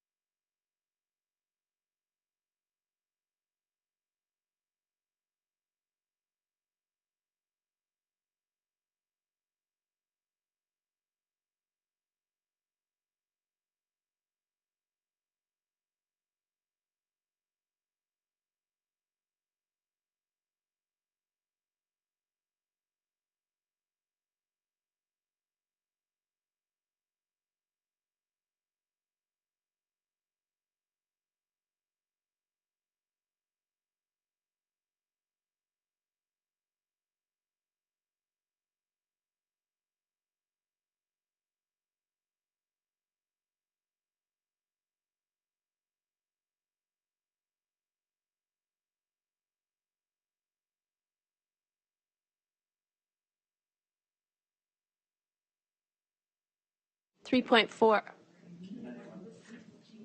Good night. Thank you so much, and good luck. Okay, welcome back. So we have subcommittee updates. It's item 3.4.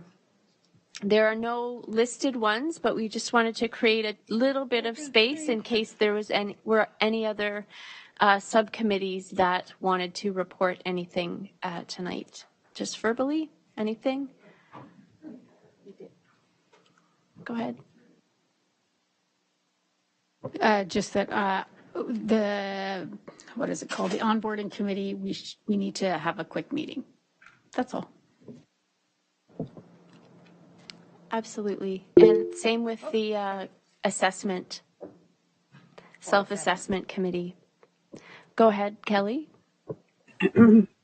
Back to the school naming and renaming. Did we ever make a decision about organizing a session? In the works. We did make a decision that it will be in the report, mentioned in the report, that the group seems on board that it's going to happen. A decision as to when it will happen has not taken place yet.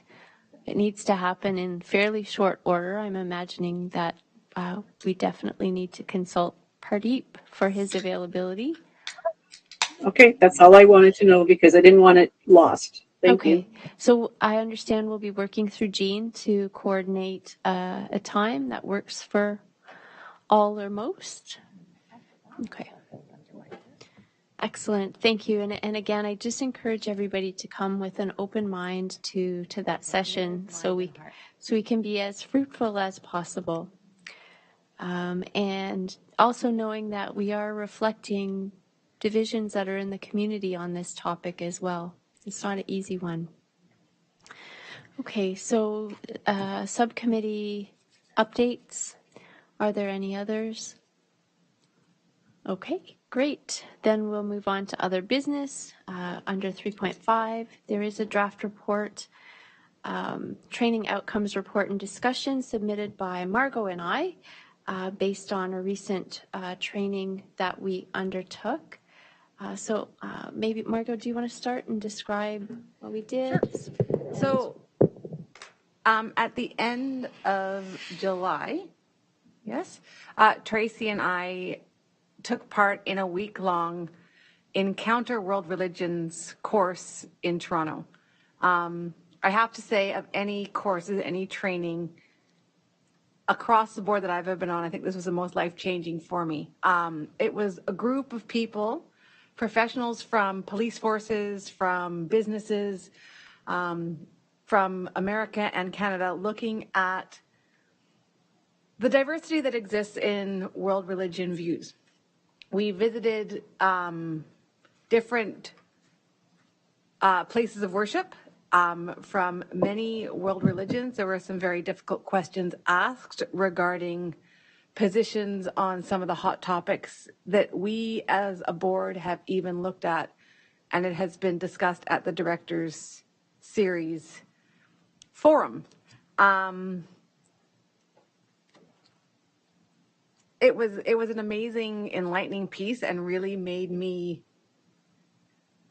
rethink and reframe some of my beliefs of what is out there. It was an amazing piece that I know that Tracy and I not only enjoyed but grew immensely from. I'll let you take over from there. Okay, thank you very much. And just building on what Margot said, it was really great to be able to even contrast a particular religion. So we may have visited an Orthodox part of one religion and a liberal congregation of the same religion, and hear kind of the diversity of views even within a given religion itself. The teacher, the leader, is a religious scholar, and so he drew parallels between many of the world religions, which was really interesting to hear what is shared in common, and kind of which ones came first and which areas of the world and so on. It was very enlightening. And a couple of things we wanted to put forward. Firstly, there's a booklet that we are happy to share with you. It just has kind of a summary of what we learned in there. It's not copyable for copyright reasons, but it is shareable. One of the things that we discussed when we talked about Indigenous spirituality was we came to talk about the Education Act and how in the Education Act today there are still a number of colonial reflections, one of them being Section 264(1)(c), which has been excerpted and put into this report. And I know it's not the first time that I heard it, but listening to people from across North America ponder how this can still be, it, I think, made us feel like we could do something more than we already have. For me, it's problematic for a number of reasons. Firstly, teachers aren't really even taught this kind of thing in Teachers College, so it's an unfair expectation to have this in the Education Act under teacher responsibilities. And then secondly, we welcome people from around the world and Indigenous people who hold high morals and values, but would not reflect that their morals and values are Judeo-Christian. So it's problematic for a number of perspectives, and certainly the group kind of bore that out. Our colleagues from the clergy and from not-for-profit and so on were saying, hey, maybe you should do something. So this is one attempt at bringing it through this particular avenue. And the suggestion is that we write a letter to the minister. And I don't know whether it should be in collaboration with the director or not, just requesting that this section be revisited and revoked, replaced with something that's more inclusive of Ontario's diverse population. And it's not to the exclusion of Judeo-Christian values, but it is to the inclusion of all, which is really our mandate. It seems like it doesn't fit with other parts of the Education Act policy procedure and PPMs and so on that we're seeing. And the second part of the resolution that we're suggesting, and you'll of course tell us what you'd like to do, we brought this here for discussion first, is that we felt that this religious literacy training would be eminently valuable for the next group of trustees and for the senior team. And I know that his name's Brian, that was the leader. Whether you sole source to him or not is not like our choice or concern. I can speak to the fact that he is working with other school boards around the province, other police forces, including the Halton police force, in their efforts to be more inclusive. So I know Amy had raised a concern that, we maybe shouldn't tie the next board. However, it is written as a consideration. So with the intent of not tying them, but asking for a consideration. Yes, go ahead. And that's all. I think that's all we have to say. My concern isn't about tying the board. It's that the motion itself has no weight, because it asks for the board to consider providing the professional development. So that's not actionable, because there's no, it's not binary, right? We're just asking them to consider something, and we can't tell them to do it, which is why I asked for it to be in the body of the report and not a motion. So by putting it in the body of the report, you're saying to the incoming board, please consider doing this, because by putting it in a motion, it's a not actionable. All that you're asking for them to do is consider something. So how do they show that they've considered it? They could say no, they could say yes, but how do you prove consideration? It's not actionable. That's why I wanted it in the body of the report and not as a motion. Just that first portion. Okay, everybody. Does that make sense? Makes sense to Andrea. Good, good. So, go ahead. Can I ask a question? So then you're saying to split up the piece so that there is still a motion there? What I'm saying is, or you're just saying, okay, this sentence says, be it resolved that by the end of this current school year, Professional Development Standing Committee through the director's office, that religious literacy training be considered for trustees and the senior team. And because you're saying be considered, it has no weight.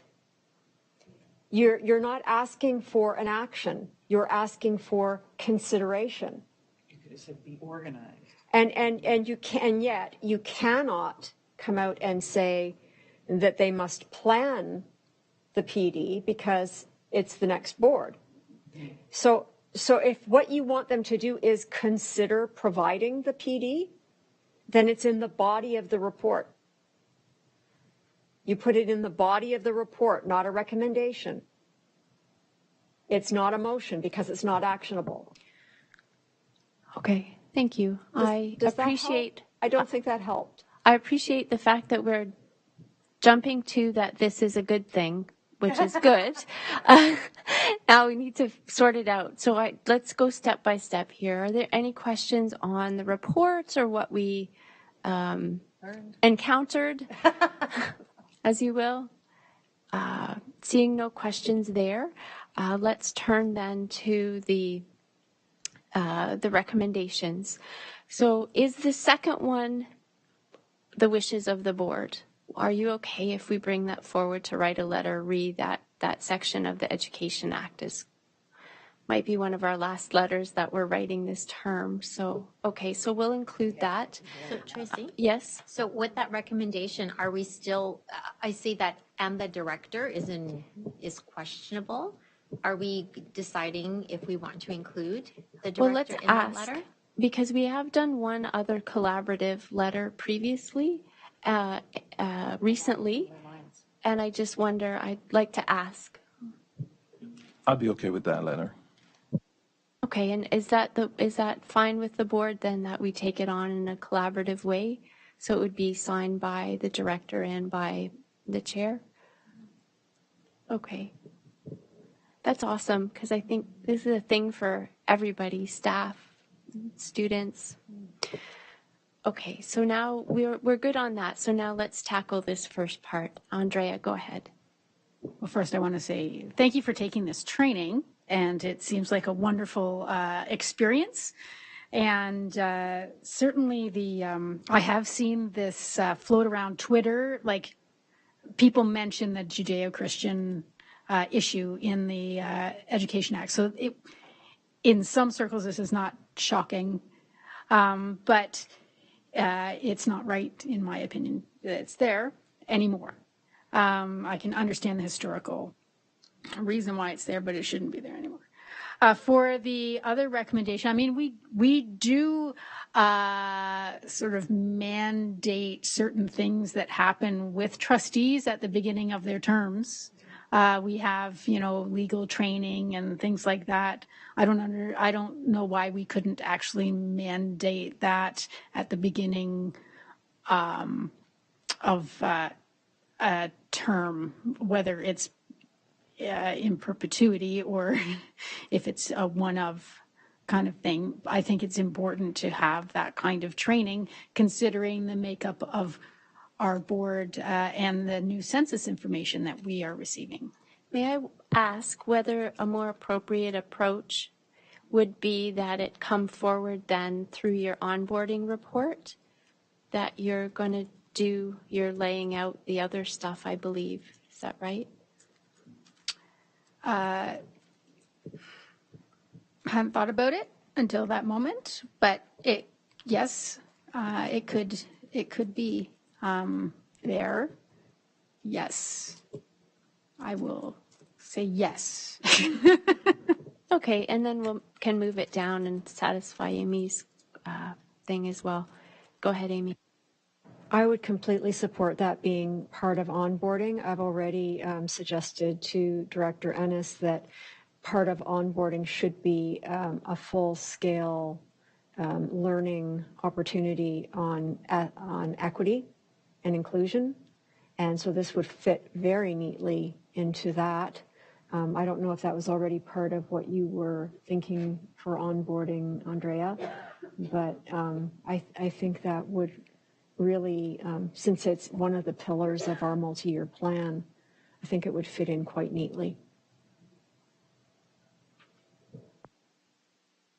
Okay. Yes, go ahead, Director Curtis. Thank you. So, happy to be a part of this learning. It sounds like a great learning opportunity for staff. I'm just wondering, I understand the trustee piece, if, how it might be received, if trustees are recommending staff take particular training. No, senior team, it says as well. Oh, no. Okay. Okay. But, happy to be a part of it. There was no suggestion that this was mandated for staff. Yeah, no, but not now. No, okay. We removed that. But to be clear, happy to be a part of it.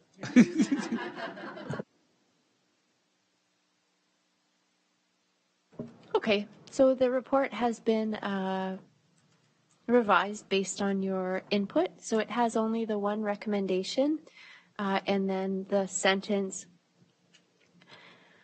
this training would be valuable for trustees in the next term of the board as part of the onboarding process. That sentence is now in there to reflect that part. Just add the period back in. And Jean, I believe this is shared with you already, so it's ready to go in the package. All right. Perfect. Thank you very much. So that takes us to the end of 3.5.1. Are there any other business matters that have popped up?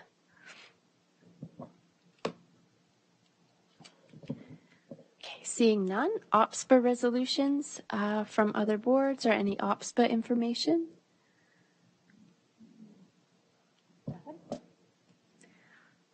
Nothing. Okay. Trustee questions and comments.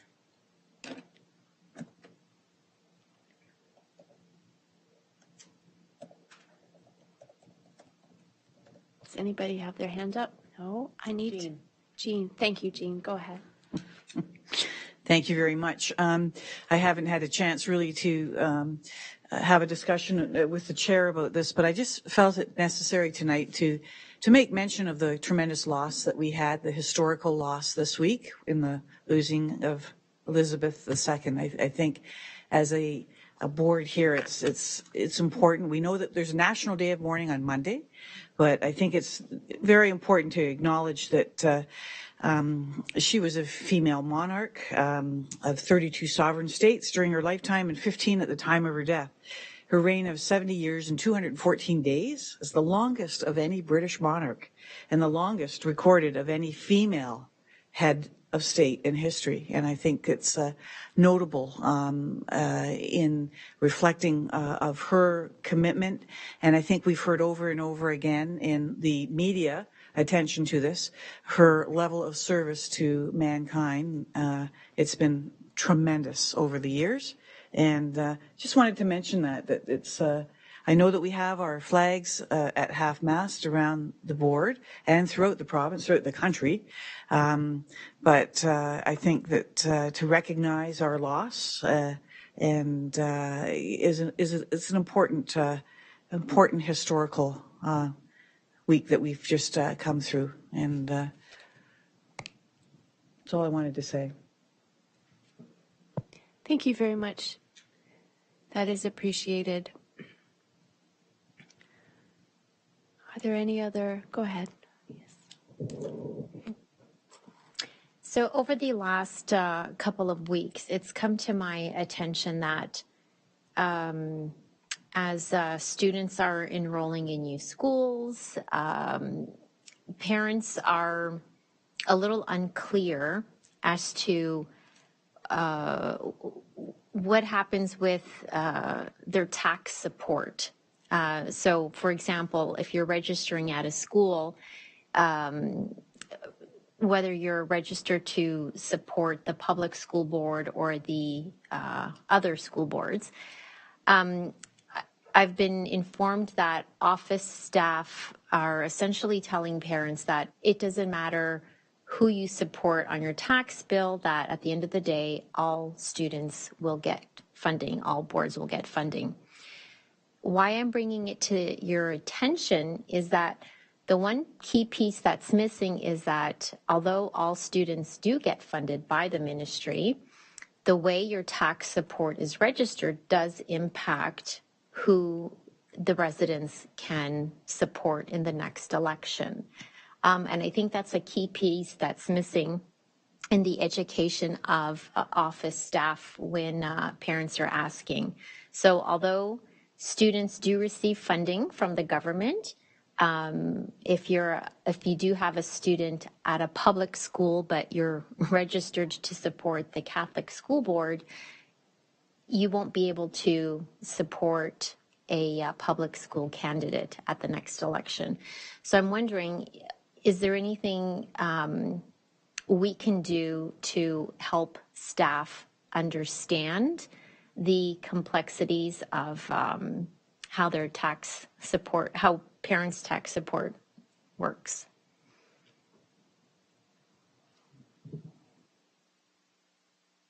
Amy, go ahead.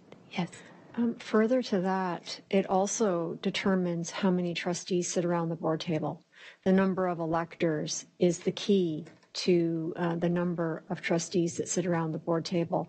And if people have been registered as Catholic School Board supporters, and yet they want their children in the public board, not only can they not vote for the trustee that for the school that their children attend, but they may be voting for fewer trustees than they might if all of the people had the appropriate support on their taxes.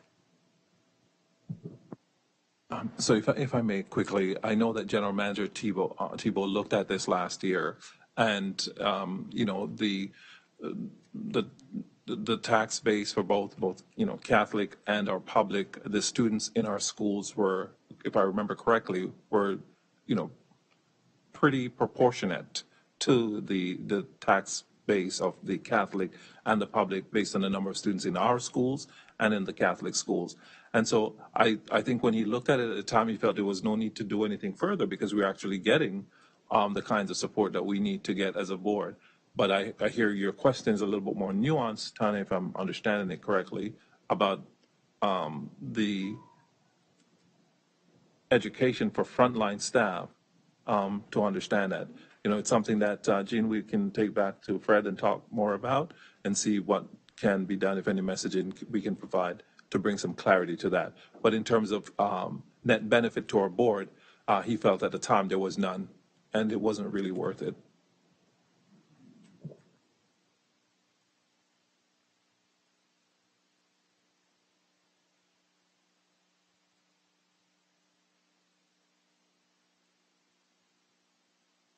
Donna.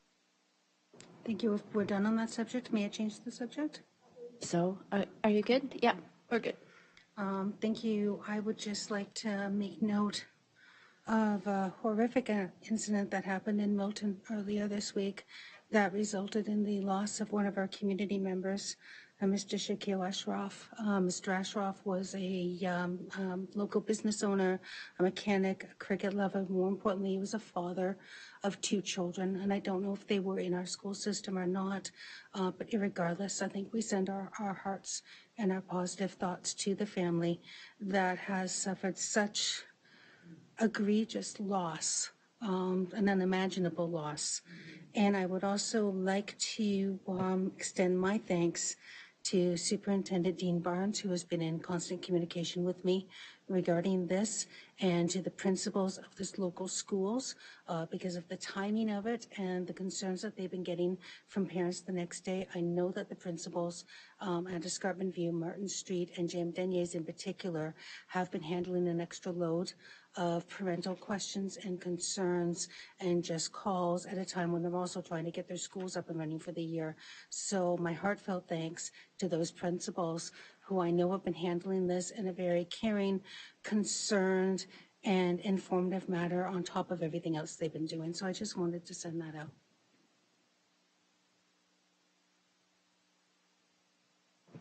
Thank you. Go ahead. Thank you. I just want to mention that now that we're sort of back to normal, it's really exciting to be invited by the principals to the events that they're having at the schools. I've already attended a fair last week. It was exciting that it was only a couple days into school, and seeing the parents, seeing the students all back together, well attended at Hawthorne was so, it felt so great. I've had to decline a couple of invitations, but I know there were a couple things happening early this week, and tomorrow I'm going to the grade 9 Elsie McGill evening. So it's just feels really good to get back to some sense of normalcy and doing some of the things that this role brings as well.